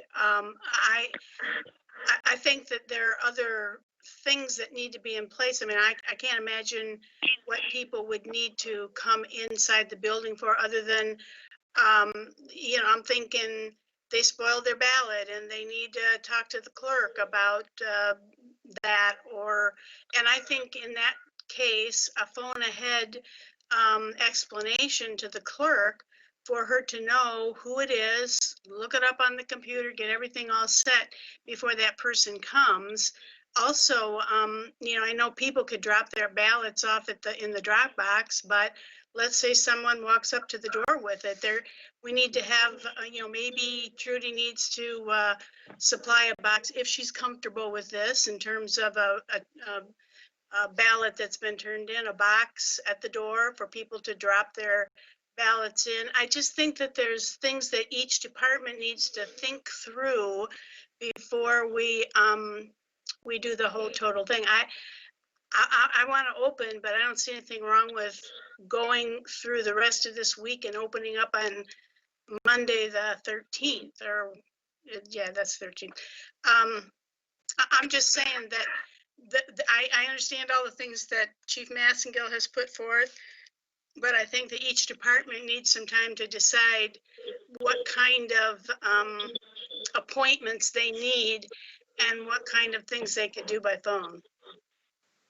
Well, we're here right now. What appointments would you guys see that need to be done, Trudy? We're not doing passports. Can everything with ballots be done through? If it's a spoiled ballot, you can take a phone call and meet them at the drive-thru, right? That's what we've been doing. We've had many spoiled ballots, and the treasurer has been helping us, giving the forms, getting driver's license, getting those ballots switched out. We've been doing it all through the window. We don't plan on doing passports till probably September. Their passport agency isn't even doing passports up to speed right now. Their staff is cut so much that passports are running 13, 14 weeks behind now. So what about planning commission and different documents that need to be, you know, if they want to apply for something? I don't know, that's my point. Maybe you all know what things would be necessary, but I'm saying that if you're closing off the upstairs, what kind of protocol are going to use for someone who wants to apply for a rezoning or a site plan approval or something like that? That would be my biggest question, is cutting off the top floor isn't really going to accomplish much, because that's where probably most of the appointments would want to be, is building and planning. Well, I understand the whole thing about cleaning too. Are we going to pay every night for a cleaning, or how's that going to work? My thought with, back to that question was, with cutting off the top, we could have appointments only in Trudy's side office with 2 people. You know what I mean? That Trudy's got that, not her office, but her conference room right when you walk into the right. They could come down, walk in there. It's big enough to where you could keep your distance, and, you know, that would be a way to do it. And keep it all on the one floor. Because once you open it up and people go upstairs, people use the elevators, it's a whole nother, you know, realm. It's not like somebody's there to be able to babysit once they hit up the stairs or elevator.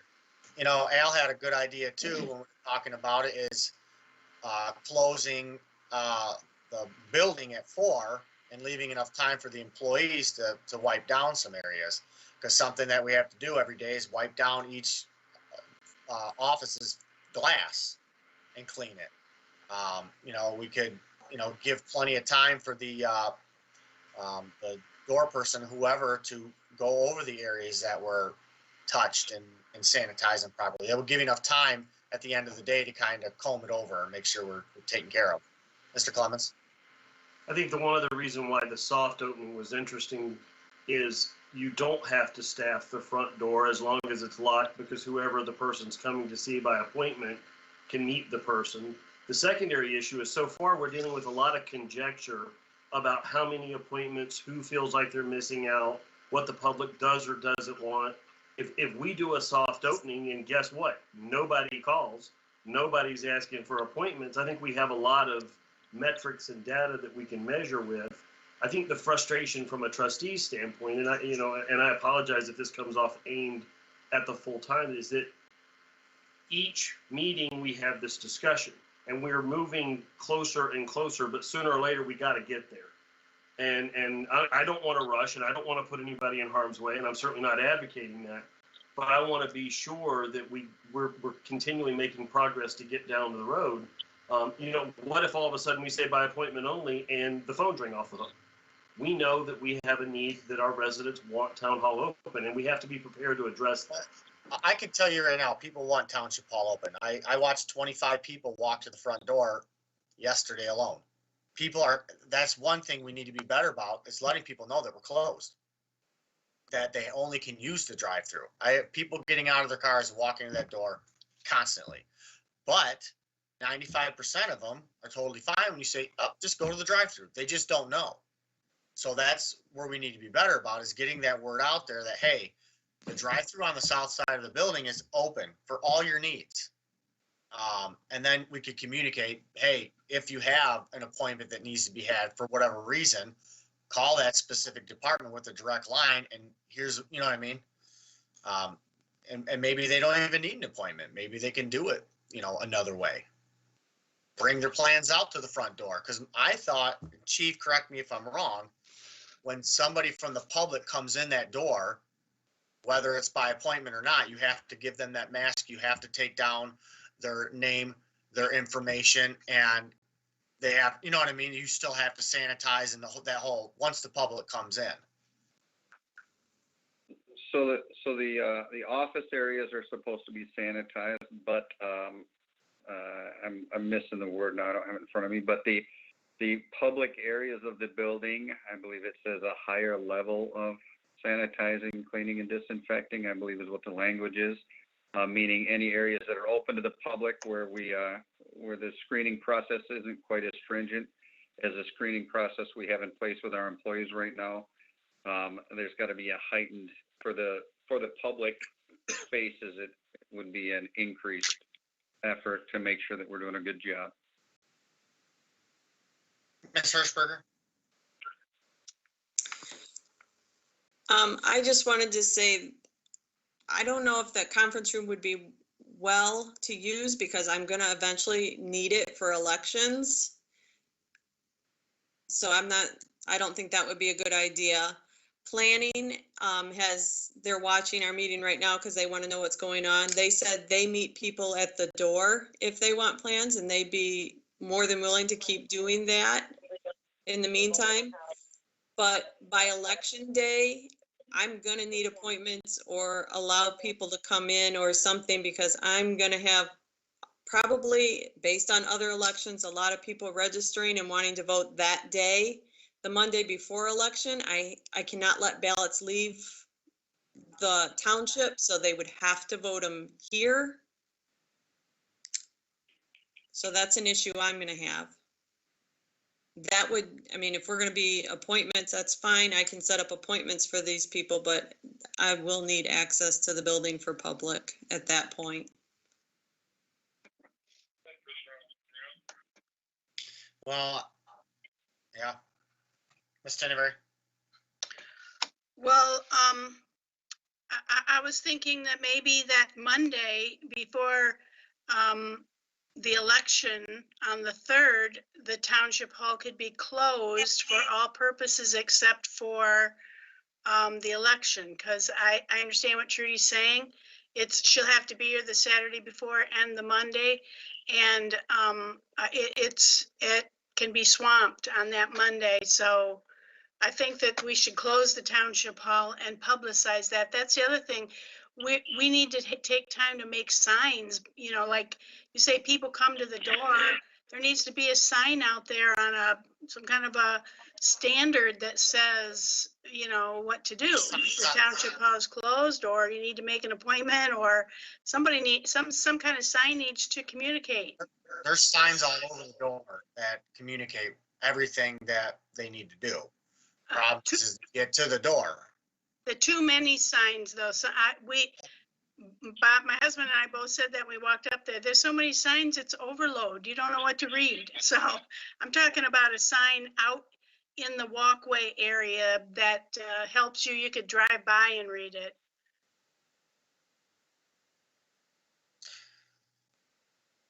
So. Oops, sorry. Anybody else have any thoughts? I mean, I guess I don't know where we're being left at this point.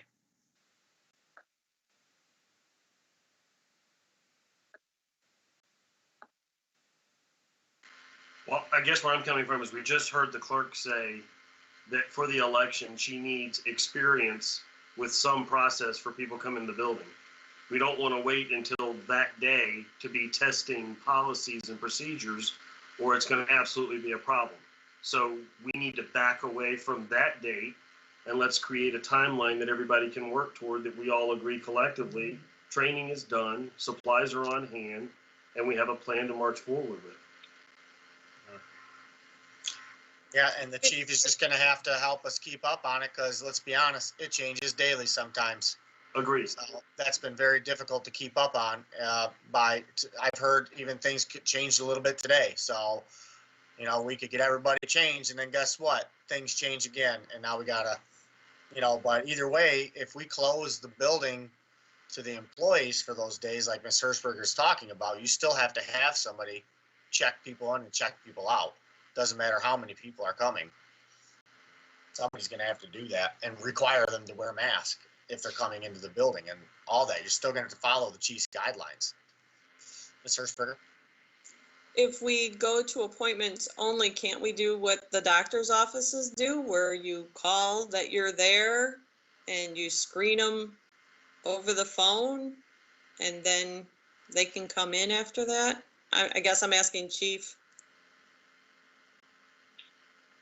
As far as by appointment only, I think it can be set up whatever the board's pleasure is for how they want the process to work. Yeah, the key is to get the information in case there was found to be an exposure later on, so that it would be easy to notify anyone that was in the building, at the same time as someone that was found to be tested positive. We need, if there's a positive COVID test of an employee or someone in the building, within 24 hours, we're required to notify the health department and share the names of anyone that was in close contact with them. So the tracking process is important. It doesn't necessarily have to be done at the door, as long as somewhere, I would say, there's a log that lists that. Now, certainly making sure that the masks are in place as they come in the door would be important. So some type of process of greeting people at the door would be important, but it's up to the board how you want to handle the logistics of that. And again, it may be something where if the township moves towards a soft opening, on that first day, we might be trying a process we think makes sense, and then by midday realize that there's a better way to do it before, there are 30, 40, or 50 people wanting to come in that day. So I think it would make good sense to move towards that and work with a process and fine tune it under a little less stress.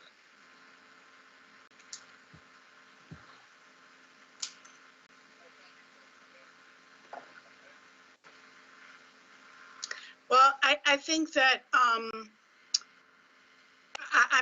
a total believer in board decisions and board approval, but seeing that the supervisor, clerk, and treasurer are the three board people that need to face this every day, I would like to see us open, whether by appointment only or whatever, so that people in the public can come to the township for whatever business they feel they have. So I'd be willing to move that we allow the supervisor, clerk, and fire chief to determine what protocols need to be in place before next Monday, and what supplies and things. I understand from what the supervisor said, it sounds like all that is in place, and what kind of process is being done, because you're here during the day and the four trustees are not.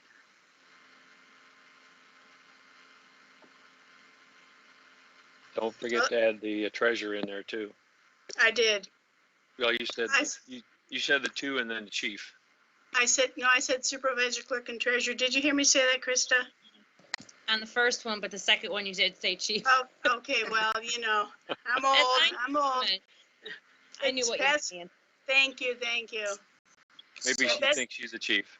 My bedtime is drawing near. So you're asking us 3 full times to come up with a plan by Monday of appointment. No, I think we've come up with the plan from what I've heard, what Chief said, and all that has been determined. I think that's a plan. I'm talking about, who sits by the door and how many, how many appointments can be made in a day. And I think that I've heard everyone agree, the three of you. Well, I'm not sure about Krista, but anyway, I've heard you agree that you'd be willing to take phone calls and appointments and operate in the same manner as doctors' offices are right now. So, I think that's fine. I'm only concerned that the people of this community be allowed to come to the township, and even if it's being directed over to the drive-through to drop off their water bill or whatever bill they have. Tax bills have gone out, so I'm sure you'd be getting people in paying taxes. I don't have a problem with the drive-through, but I just feel that the people of this community have a right to make an appointment to come into this building, even during COVID, and I'd like to see that happen starting Monday. We have the July border review as well. With the assessing department, so people make appointments for that. So I think we're tracking along the right track with appointments. Where is that going to be held? That we were discussing it a little bit today, and we tabled it. We had a meeting today with the assessing department, and we tabled it, waiting for a decision of tonight of what we wanted to do. Well, that's a little different because you have at least 3 board of review members that need to be 6 feet apart, and then the applicant who wants to address the board of review. So you're gonna have to have that in one of the meeting rooms. That's what we've been talking about, so we didn't know what kind of opening we were gonna have, and, so. Room C's big enough for that. Well, you have to let public in then too, because they're public meetings. I don't know if Phil wants to chime in on that one. They are, if they're gonna be conducted in person, they're open to the public, so we would have to make provision for And that. I think typically, on that, the July Board of Review, there's probably not a whole lot of public who attend, so it's usually. But also they can do it through the Microsoft Teams as well. That's probably a cleaner way to do it. They could set up appointments, get them set up with George and Microsoft Teams and do it that way. It's probably the best way. Yeah, So- probably. You have to keep in mind that the people that are seeking board of review don't have probably don't have laptops with cameras. I mean, Yeah, but you just need a phone to call in you don't have to be on camera, right? well, that's true. That's true. Krista, did you have a question? I accidentally hit my hand, but in response to Nancy's question, I am good with appointments too. The only thing we would need appointments here in the treasurer's department, which would help with park reservations. Those are very time consuming through the drive-through. So that would be. Is that something that can be handled through phone calls though, and not the drive-through, or they have once they pay? They have to, they can pay over the phone, but there's a fee to do that. So something they could do is do all the appointment, all the prep work through the phone, and then just tell them to bring the check through the drive-through? Either that, but they still have to fill out the paperwork. They have to come and pick up the key for the hall and stuff like that, so. So I didn't realize our halls were open to the public at this point because of COVID. They are. And why? I mean, we don't have to, do we have to have them open? Who's cleaning them, sanitizing them? It's when there's an event, Cookie goes in and cleans it that the night after or the morning after the event. Yeah, but I'm saying. I'm just going on directives of the park board told us that we could start renting them out. Yeah, I'm just making sure Cookie's got the proper sanitization stuff, Yeah. So, I mean, the park board told us that we could start, renting them back out. And I mean, we've had a lot of people that have canceled reservations because of the restrictions and they don't want to use it. But then again, we do have some people who are having small gatherings for birthday parties for their kids or whatever, but we're just going on the directives of the park board, so. Can I ask Chief Massengill to chime in on that? Because that should fall under the governor's mandate. I'm sorry, as far as renting out, I would have to do some research, ma'am. There's, I think, 44 executive orders that address COVID that are still in place and have not been rescinded today, so wouldn't want to pretend to be an expert as far as outdoor buildings and outdoor use. I believe there are limitations to numbers and social distancing, but Okay, I would be pretending to be smarter than I was if I answered that question tonight, ma'am. Okay, I understand, but I think they're talking about rental of the indoor car parks. To the best of my knowledge, although I'd have to check and see what has changed, I thought that social gatherings were limited to 10 indoors, although I couldn't say for sure that hasn't changed in the last week or so.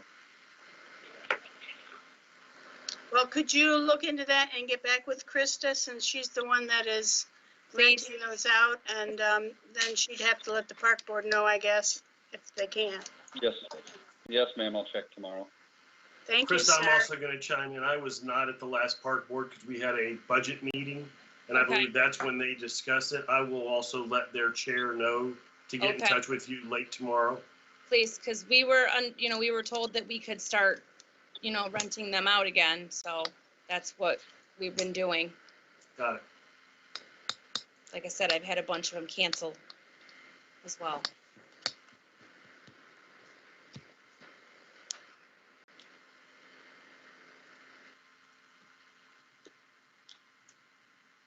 So what do you want, a motion, Mr. Supervisor, or where are we here? Well, I'm, to be honest with you, I'm a little confused of what the board exactly wants us to do. I mean, you're saying the 3 full-time officials can do what Monday, soft opening, I don't feel like I have a clear answer of what to do. Don't we need to approve this draft that the chief made also, even just to do that? I guess I need clarification on that from chief. I would suggest, before we move any closer, I would suggest that some form of a policy was in place so that the employees knew the expectations and we could get moving on the engineering controls. I would think that a logical first step would be for the board to approve some form of policy, either the one that was provided or one with changes or a complete different one, as long as we have something in place as a framework to work off of so we can move closer. I move we approve the policy that was drafted by Chief Massengill and presented to the board this evening in its total. Support. Motion and supported by Mr. Clemens. Discussion. Mr. Steiner. Well, I'm going to pull a Nancy on you, Nancy. Good, okay. I just want to get something going here. I do too, but you've always said, I don't want to vote on something that just came to us right before our meeting. I'm sure the chief has probably covered 110% of what needs to be covered in that policy. But we are being asked to vote on a policy that we really haven't had a chance to read. Oh, I did. Well, Okay, so. but again, the final came out today at 12:45, so Okay. I rest my case there. Plus, we had a long discussion with the head of OSHA, one of the head guys of OSHA, that said we could send over what we have and he would take a look at it and let us know if everything looks good as well. Chief, have you had a chance to do that, Chief? No, sir. We like you said, it was only pulled together and finalized all the updates middle of the day today, so clearly there wasn't enough time to get much farther than sharing it with the board. So Rick, what do you want to do? Go ahead, Mr. No, I want Rick to finalize. I mean, we can't just leave it there. Either we have a special meeting or we can't wait till the next meeting, I don't believe.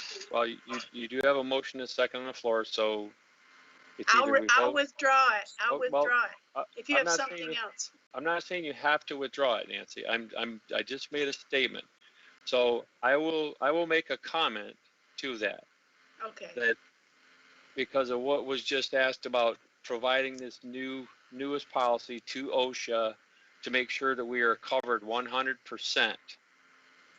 If we can be assured that if chief and whoever runs this to OSHA and they say you have covered everything necessary, and I'm sure that Phil would probably agree that, we make sure that we have all legal bases covered, which I'm sure OSHA also is going to make sure, then I could support that as long as we know it's going there and getting a sign off by them. But last but not least, we must ensure that everything is in that policy is followed to a T.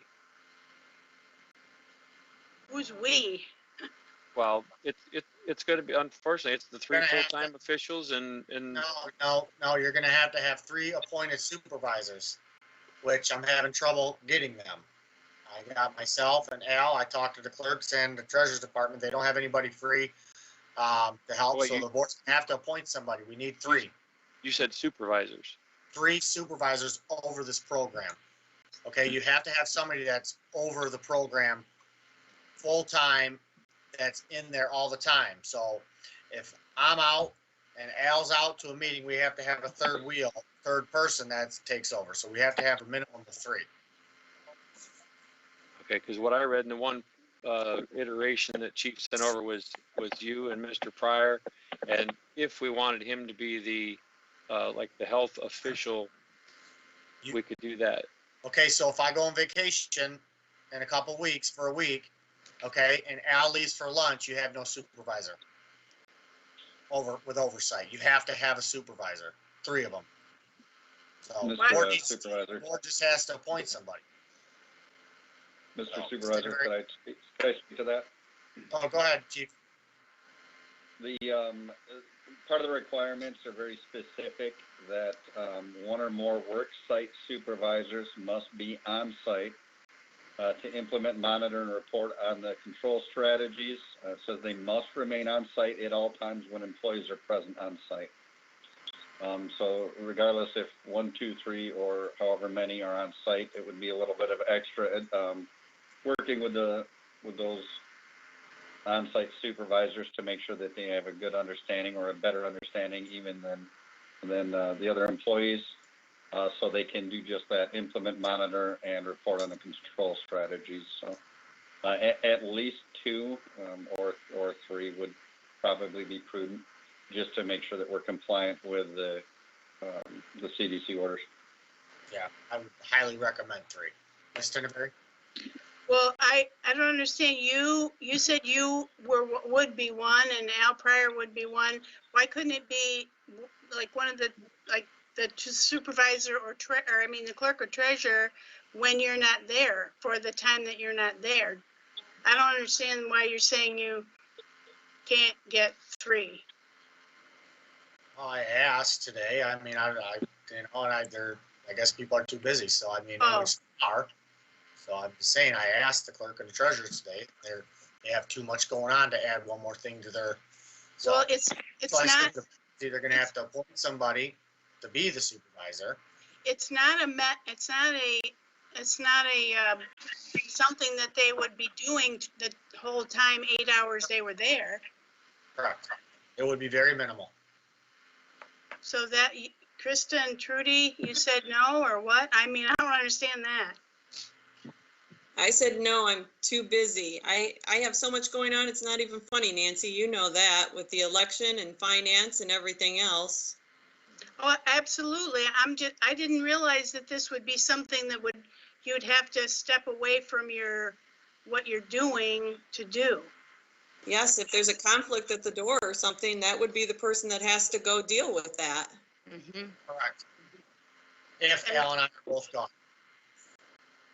And Krista? With the tax bills and everything coming through the drive-through right now, yeah, I have Amy and Nikki here as well, but in me trying to do what I need to do in my office daily too, it's a lot to do. Sometimes I have both girls running the drive-through when payments are coming in, sewer and taxes, and one's running the cash register and one's pulling the payments in to try. Like today, we had 15 cars sitting in the drive-through because we had spoiled ballots. We had building stuff coming in. So it's very difficult when everything is running through one department and you're trying to get everything done. I get that. Sorry, I didn't realize that. But does anybody have another suggestion? I mean, if we need to have 3, it doesn't sound like it's a full-time job. That's what I'm thinking. Well, how about one of our ordinance enforcement officers? One of them could be it. They're just part-time. You need somebody dedicated that is a full-time person. Like I said, Damon and Shayla are out in the field. I mean, it needs to be somebody that's a full-time person. So, and you have to have 3. You won't be in compliance. Well, let me ask you this then. We're talking about doing an appointment only initially. So initially, by appointment only, we should probably be clean on 80 to 90% of that issue. I would think. I could see it when we go to an open, it'd be very difficult for those two departments. But if we're at appointment only, and we said most of our appointments are probably gonna come up to planning, you know, and it, you know, and I don't expect you to tell all your personal things, Paul, but do you have a vacation coming up, or does Al have a vacation coming up, or? Well, I think that's kind of not necessary to ask at a public meeting, but what about putting one of those ordinance Bottom people line on is, for, ordinance needs to appoint a full-time person. Let's move on. It's not rocket science. We can appoint somebody in planning, somebody, it could be Angie, I don't care who it is. It's not gonna inundate them right now. The board is in charge, appoint somebody, and let's move on. So, I mean, if you want somebody in assessing, then have somebody in assessing. I asked them both, and their department's been flipped upside down as well with the Alan leaving and, you know, them trying to get a grasp on everything they have to do. They don't want any more responsibility either. I get it. The township hall is thin right now. It doesn't have anybody that's, oh, hey, I can go stand at the door. Let me tell you, I don't tell everybody, but Alan and I are super busy too. Okay, it's nonstop for us too. Am I as busy as Trudy dealing with thousands and thousands of ballots? No.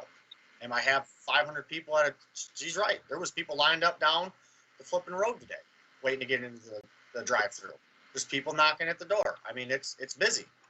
That's right. But that's what the board is asking us to do. The board is asking us to move towards opening. This is what we have to do. This is the stuff we're up against. We have to take a seasonal maintenance person from the field and stick them at a front door for somebody to make an appointment to come in and do what? Everything that you're talking about tonight, you can do through the drive-through. I don't have a problem with opening it up, but if we're going to do it, I feel like just open the daggum doors up and let's do it. Do the training and let's open up and move forward. I mean, the appointment thing to me, TCM, I think is a good idea, but I just personally, I don't know how the appointment thing's going to work. I don't think anybody's going to use it. You know, everybody that calls, everybody that comes to the door, once you tell them, hey, just go to the drive-through, it can be handled, they go to it. Well, to be clear, the appointment thing is a mitigator for a disaster, quite honestly. I mean, my concern is that there's so many open-ended questions for something nobody on this call has ever done before. I think it is a lot of exposure to risk to just turn the knob and say anybody and everybody step on in. So to me, this is an opportunity for us to figure out what we don't know. I think the quick one is just do this. Every single full-time department, treasurer's office, clerks, and supervisor will put forth an employee that will be responsible for this program. And then you guys with your department figure it out, but we can't keep going for 2.5 hours because everybody's busy. Right. I mean, I get that, and I'm sure that will rub some feelings the wrong way, but I don't know how else longer we can all stare at the camera and nobody wants to step up and do it. I get it. It's tough. But if it's by appointment only, as we've all agreed, it should be minimal windows of problems. And I would think that collectively people could resolve some schedules in advance so that not everybody's gone at one time. But I'm not there every day, all day, so I don't know that. Well, and if there's appointment only too, those people should be informed of the protocols before they would even come. Exactly. That will help as well. I don't think it's going to be an issue during the appointment only. I think we're talking more about when we open completely with someone at the front. That's when it could be a problem. With the appointments only, somebody's going to be there because they have to take the appointment. Well, I believe right now we're only talking about appointment only. So I think the form we're approving though is when we open also. This protocol. And I am positive as I'm sitting here, there's going to be more than one change to that form between now and then. I'm positive. But, so can somebody read back what the current motion is? I'm going to guess likely not. Right now, the motion is just to approve what the chief has wrote up for the reopening policy. But I will amend that too, for appointment only, beginning July 13th And I'm sorry, Trudy and Krista, I totally understand busyness, but I don't think this is going to take, I agree with what TC said. The supervisor, clerk, and treasurer need to have somebody on their staff that is appointed and takes their turn. And I don't think it's gonna, I think that, that it's not gonna take the clerk and treasurer as much time because the supervisor and his deputy are going to handle it except when they go to lunch or when they go on vacation. So at least that's what I heard. So I would amend my motion to say that we open by July 13th by appointment only. Okay, but you haven't named that third person yet, so you know. I still think it should be ordinance. They're there, they could do it. If something were to happen, they're in the ability to handle that issue. They handle it out in the field. Maybe could we pay someone in ordinance full-time? I mean, so that they could be there full-time and not part-time, just for this period of time?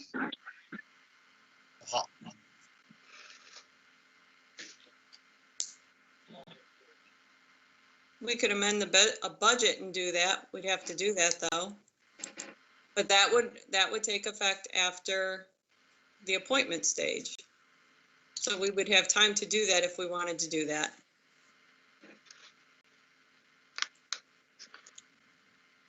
Okay. What's the pleasure of the board? I mean, we're beating a dead horse at this point. Why don't we just go with what we have and it'll come back to the board when we're ready to go open. At least we can move on. So you want me to withdraw my motion?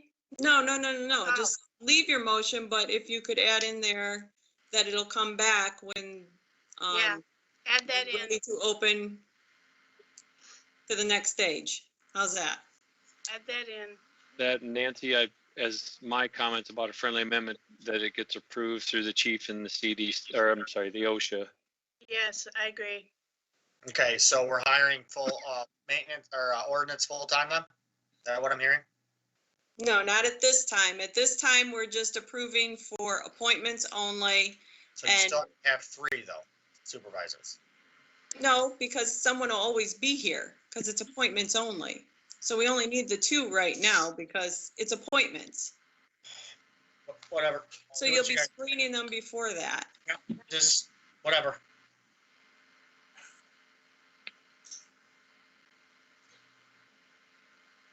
I mean, it's unbelievable what we're dealing with right now at this moment. I just can't even believe it. There's okay, you want to take a roll call? Ms. Tinneberry, Aye. Mr. Clemens, All right. Ms. Jandasek, Aye. Mr. Steiner, Aye. Mr. Montroy, Sure. Hirschberger votes aye, Mr. Peroni. No, due to the fact that we don't have 3 supervisors. And I want the record to reflect that. So, okay, moving on. Okay, comments from the public. We have one more. 8I. Oh, I'm sorry, 8I, a resolution to establish procedure to the zone ordinance. Mr. Goldsmith. Okay, this is pretty simple, straightforward. You have in front of you a resolution that would apply only to ordinance text amendments. So if a text amendment, which is a change to a zoning ordinance provision came through, it would first come to the board for consideration and approval, and then it would go through the normal process, public hearing in front of planning. This modifies, well, actually, it eliminates the previous resolution, which allows a clear path to anyone seeking a rezoning of their property. So it's my recommendation that you adopt the ordinance, or excuse me, the resolution in front of you, because it more accurately reflects what the intention of the board was all along.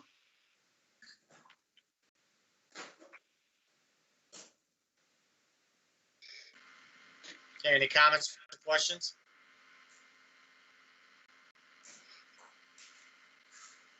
Okay, seeing none, I look, Ms. Tinderberg? I move that we adopt the resolution that Phil just explained.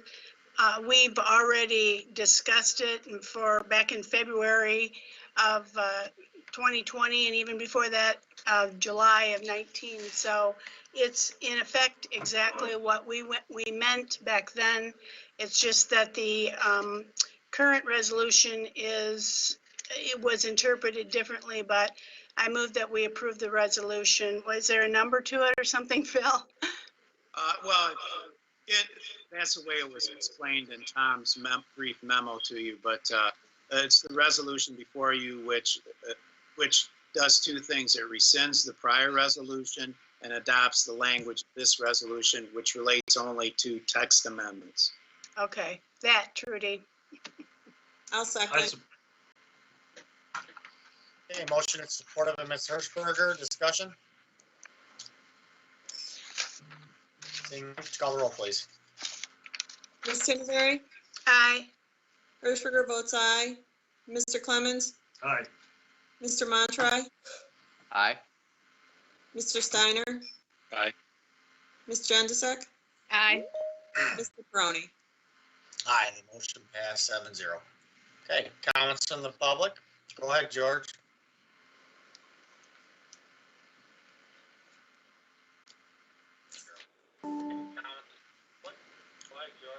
Go ahead, Ms. Keen. Hi, this is Gail Kane, 1056 West Temperance. Okay, please bear with me, but I'm not a happy camper. Hello? Yes. Okay. In regards to your issues with the medical, what a disgrace and insult to the seasonal people. You're going to give this person the job of being exposed with a mask or not, but at the same time, you've got a union person that is not working, okay? What are you going to do to cover this person when they leave? They should have to self-quarantine. These kids are all going to go back to school. This is not acceptable, and we could use the trustees. You need to hire somebody that's going to do the cleaning, have all the employees at that township hall been tested, and the kid that you put at the front door needs to have medical coverage for being exposed like that. Now, I want the public to hear me clearly, those that didn't read the article in the Monroe Evening News, because this roundabout was no rapid development. And I'm going to dispute Mr. Barry Bushman's comment that this was conceived by the Road Commission, because on 9/11/2017, the engineering firm, along with the members of the Supervisor's Department, approached the Road Commission, asking them to find them a grant to do this roundabout. And the design for that was done without the board's approval, which is part of the problem with this current reign. Everything's been done behind closed doors.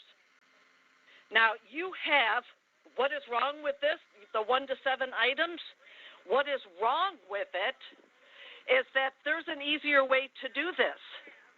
And I got this by FOIA, but I didn't FOIA information regarding the electrical. That's part of what our packets are. But a FOIA is what we need to have to protect ourselves against the corrupt government people that we currently have running this township.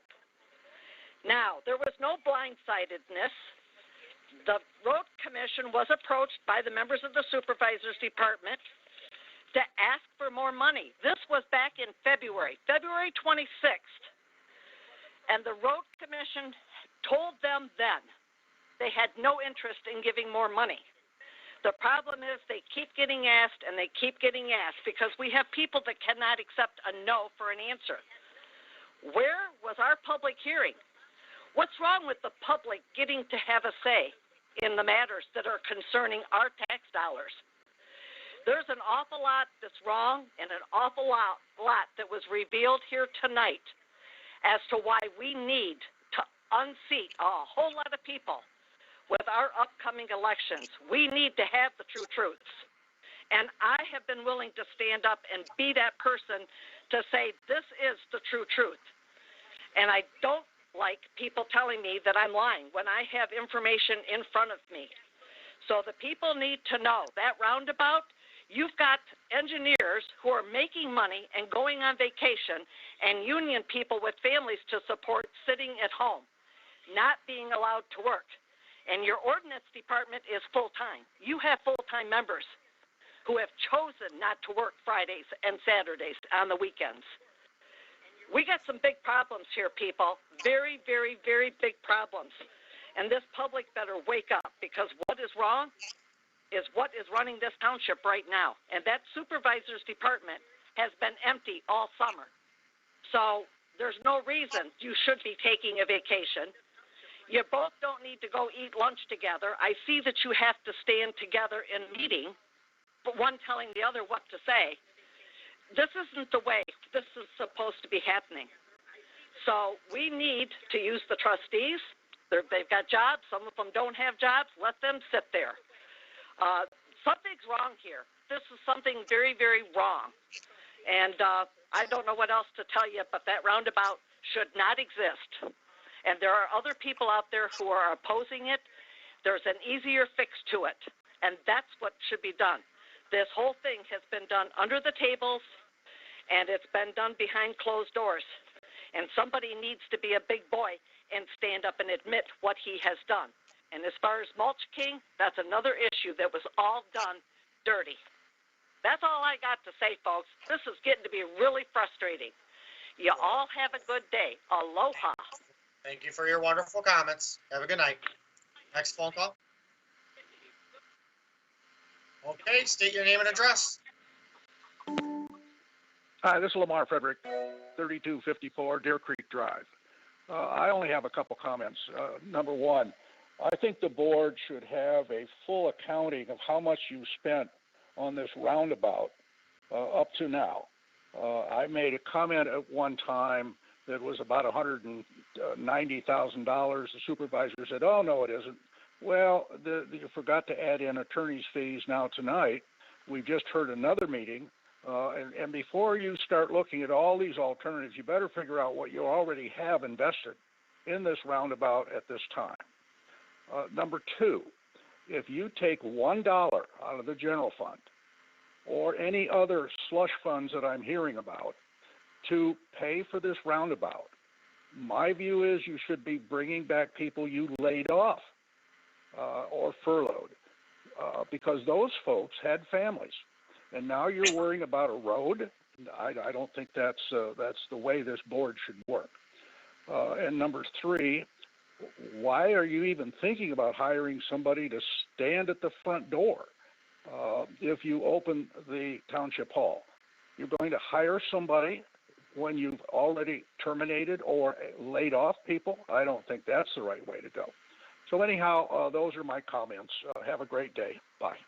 Well, thank you for your comments. Any more comments from the public, George? Okay. All right, comments from township board members. Mr. Montray? Yeah, there's a classic entitled The Emperor's New Clothes. It's by Hans Christian Andersen. I'd like to recommend that literary work. That is all. Mr. Clemens? I have nothing. Thank you. Mr. Steiner? Nothing additional this evening. Right. Mr. Canterbury? Yeah, I've read The Emperor's New Clothes. I don't see the connection, but maybe Craig, later time you can fill me in. I just want to mention that I did send the draft of the capital improvement plan that I've been working on. I'm also going to, maybe, I don't know, maybe I should wait and put it on the agenda for the next meeting, but I did mention in the email that I have tried to get in touch with the ad hoc committee that was appointed by this board, but the only one that has responded is Barry. I do see Ron Fritz at planning commission meetings. Dennis Jenkins resigned, and so there basically has not been anyone who has assisted. I'm not complaining. However, I'm giving it to this board and the planning commission. We'll discuss it tomorrow night. For your review, please send me comments, send me changes, send me recommendations. I will pass those through the information that I have. I mentioned before that I've attended seminars and I've been in touch with members of the MPDA and the conference that I went to in Ypsilanti. There are lots of resources. I don't have any objection to anyone making any comments or changes or offering changes. I'd just like to move forward with this. I do know that that the list of projects, proposed projects, possible projects is not complete. And at some point, the Planning Commission is going to have to decide how far we go with that. The fire department has their own capital improvement plan, so fire equipment and trucks have not been included in that, but there certainly are other options, excuse me, to put on that list. So if you have some suggestions, let me know. I used the list that Trudy gave me from the insurance provider, and so that's the extent of what I listed there. But more importantly, the verbiage and whether or not you agree with the plan that has been set down with regard to the timing and the capital improvement budget as well. I waited until we approved this resolution tonight. And if you think it's appropriate, I will change that wording to the wording of the resolution that Trudy put forth this tonight, rather than capital improvement budget. Anyway, I just want you to look it over. I'm hoping that every single one of you, when you have a moment, at least sends back thumbs up, thumbs down, or whatever you think. It is something that is going to be a long-term,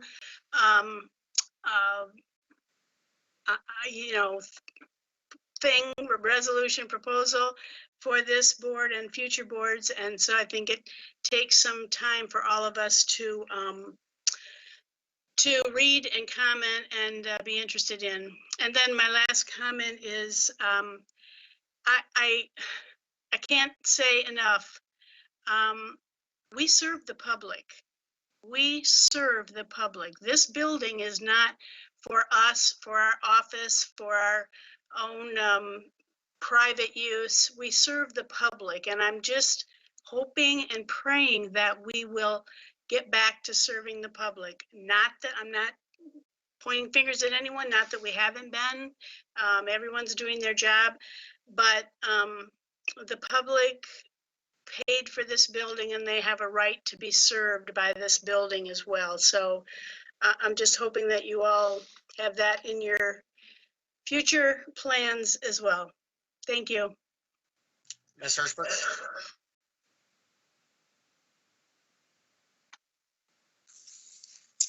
I just want to let the people know that we have received multiple ballots back and applications, and please be patient. We're getting them out as fast as we can. I can tell you that 26,931 applications went out. So far, I have issued 4,722 ballots. That is extremely high based on 4 years ago at this time. We had only issued 2,376. Even at the last general election, I only issued 4,061. So this is extremely high volume coming in. And like I said, we're getting them out as fast as we can. But sometimes it takes us a few days to do that. So please be patient. We're getting them out as fast as we can. That's all. Ms. Janczak? I just wanted to let everyone know, obviously the tax bills were mailed out. If you do not receive one and you feel that you did not receive one and your mortgage company does not pay it, please let me know. In my office, we will be glad to send one out to you, either email it to you or fax it to you or mail it to you, whatever you need. I also would like to send my condolences out to the Dia family. That was a tragic thing that happened. He was a member of the community, and it's very sad. But that's all I have to say. Okay.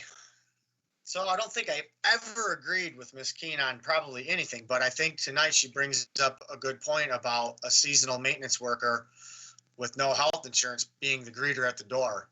I do tend to agree with her a little bit on that. Not sure who would do it, because like I said, and I'll say it again, there's nobody free at township to go sit at the door. We thin the place out. I want to speak to a lot of issues that are floating around there in Facebook land. First of all, the parks are being maintained as normal. With the loss of, or with us laying off a maintenance worker, it's not affecting the performance in the parks. They're keeping up on it. I want to speak to the issue that I've seen with the skate park. The park board is discussing what to do with the skate park. It has been a long discussion. It's not been an easy fix. It's got substantial damage to it. So I know Monday, I think that's going to be on their agenda for discussion of what to do with the skate park. They might close it and it might be removed from Parmalee Park. That is an option. So the parks are not being affected by layoffs. Okay, let me start there. Secondly, the layoffs that did happen, let's be honest, some of them probably needed to happen. I know in the treasurer's department, I know we have a treasurer that's working the counters now. We didn't have that in the past for the most part. So now we have an extra employee over there. In the assessing department, we have a team that's working together now and sharing a lot of the work. So an ordinance department, I don't like the fact that we only have 3 people, but they're doing the best they can to cover all the hours they need to cover. We don't have any full-time ordinance people. We have all part-time. So they're covering the hours that we feel that need to be covered. We're going to have burn season covered because we're saving a ton of money for the fire chief and we're partnering with him with that as well. But that'll be something we can discuss in the fall. I want to say it again because it's been said 50 times. The road commission came to me about the roundabout grant. I keep hearing that we went to the road commission. They came to me and asked if we wanted them to go for a grant. Obviously, we go for grants when you get them, and then once you get them, the board can discuss it and deny it or move forward with it. The board move forward with it. Keep in mind, this board, and I speak to the board, this board makes all the decisions, not one person. It's the board. Okay, with the budget, I keep hearing it's not one person that does the budget. If something gets taken out, somebody gets laid off, something happens, it's the board that makes the decisions. I've been hearing a lot about community cleanup. Okay, community cleanup is something that has been recommended by Stevens Disposal that doesn't need to be done every single year. We've spent an upwards of $15,000 in community cleanup a year. I think it might have been 10,000 last year, maybe 15,000 the other year. It's been recommended that we can take a break. So COVID stopped it this year. But next year, when we start talking about our budget next year, that's something we can add back into our budget if the board decides to, and we can do it next fiscal year. So it's not, we have lost no services. The community has seen no services. Whoever watched the last meeting with the police, there's been discussion about if we see a 40% reduction, you bet we're going to have to come back to the table and have some hard discussions. Mr. Clements and we all had meetings about how we could push that to a later date without seeing any, disruption in service. So we've done that. So we're doing the best we can with what we have. The job is getting done. With Township Hall being closed, yeah, it stinks. People can't come in and sit down and talk about the things they want to talk about. But the good thing is, the one good decision that was made when we built this massive Township Hall, they put a drive-through in it.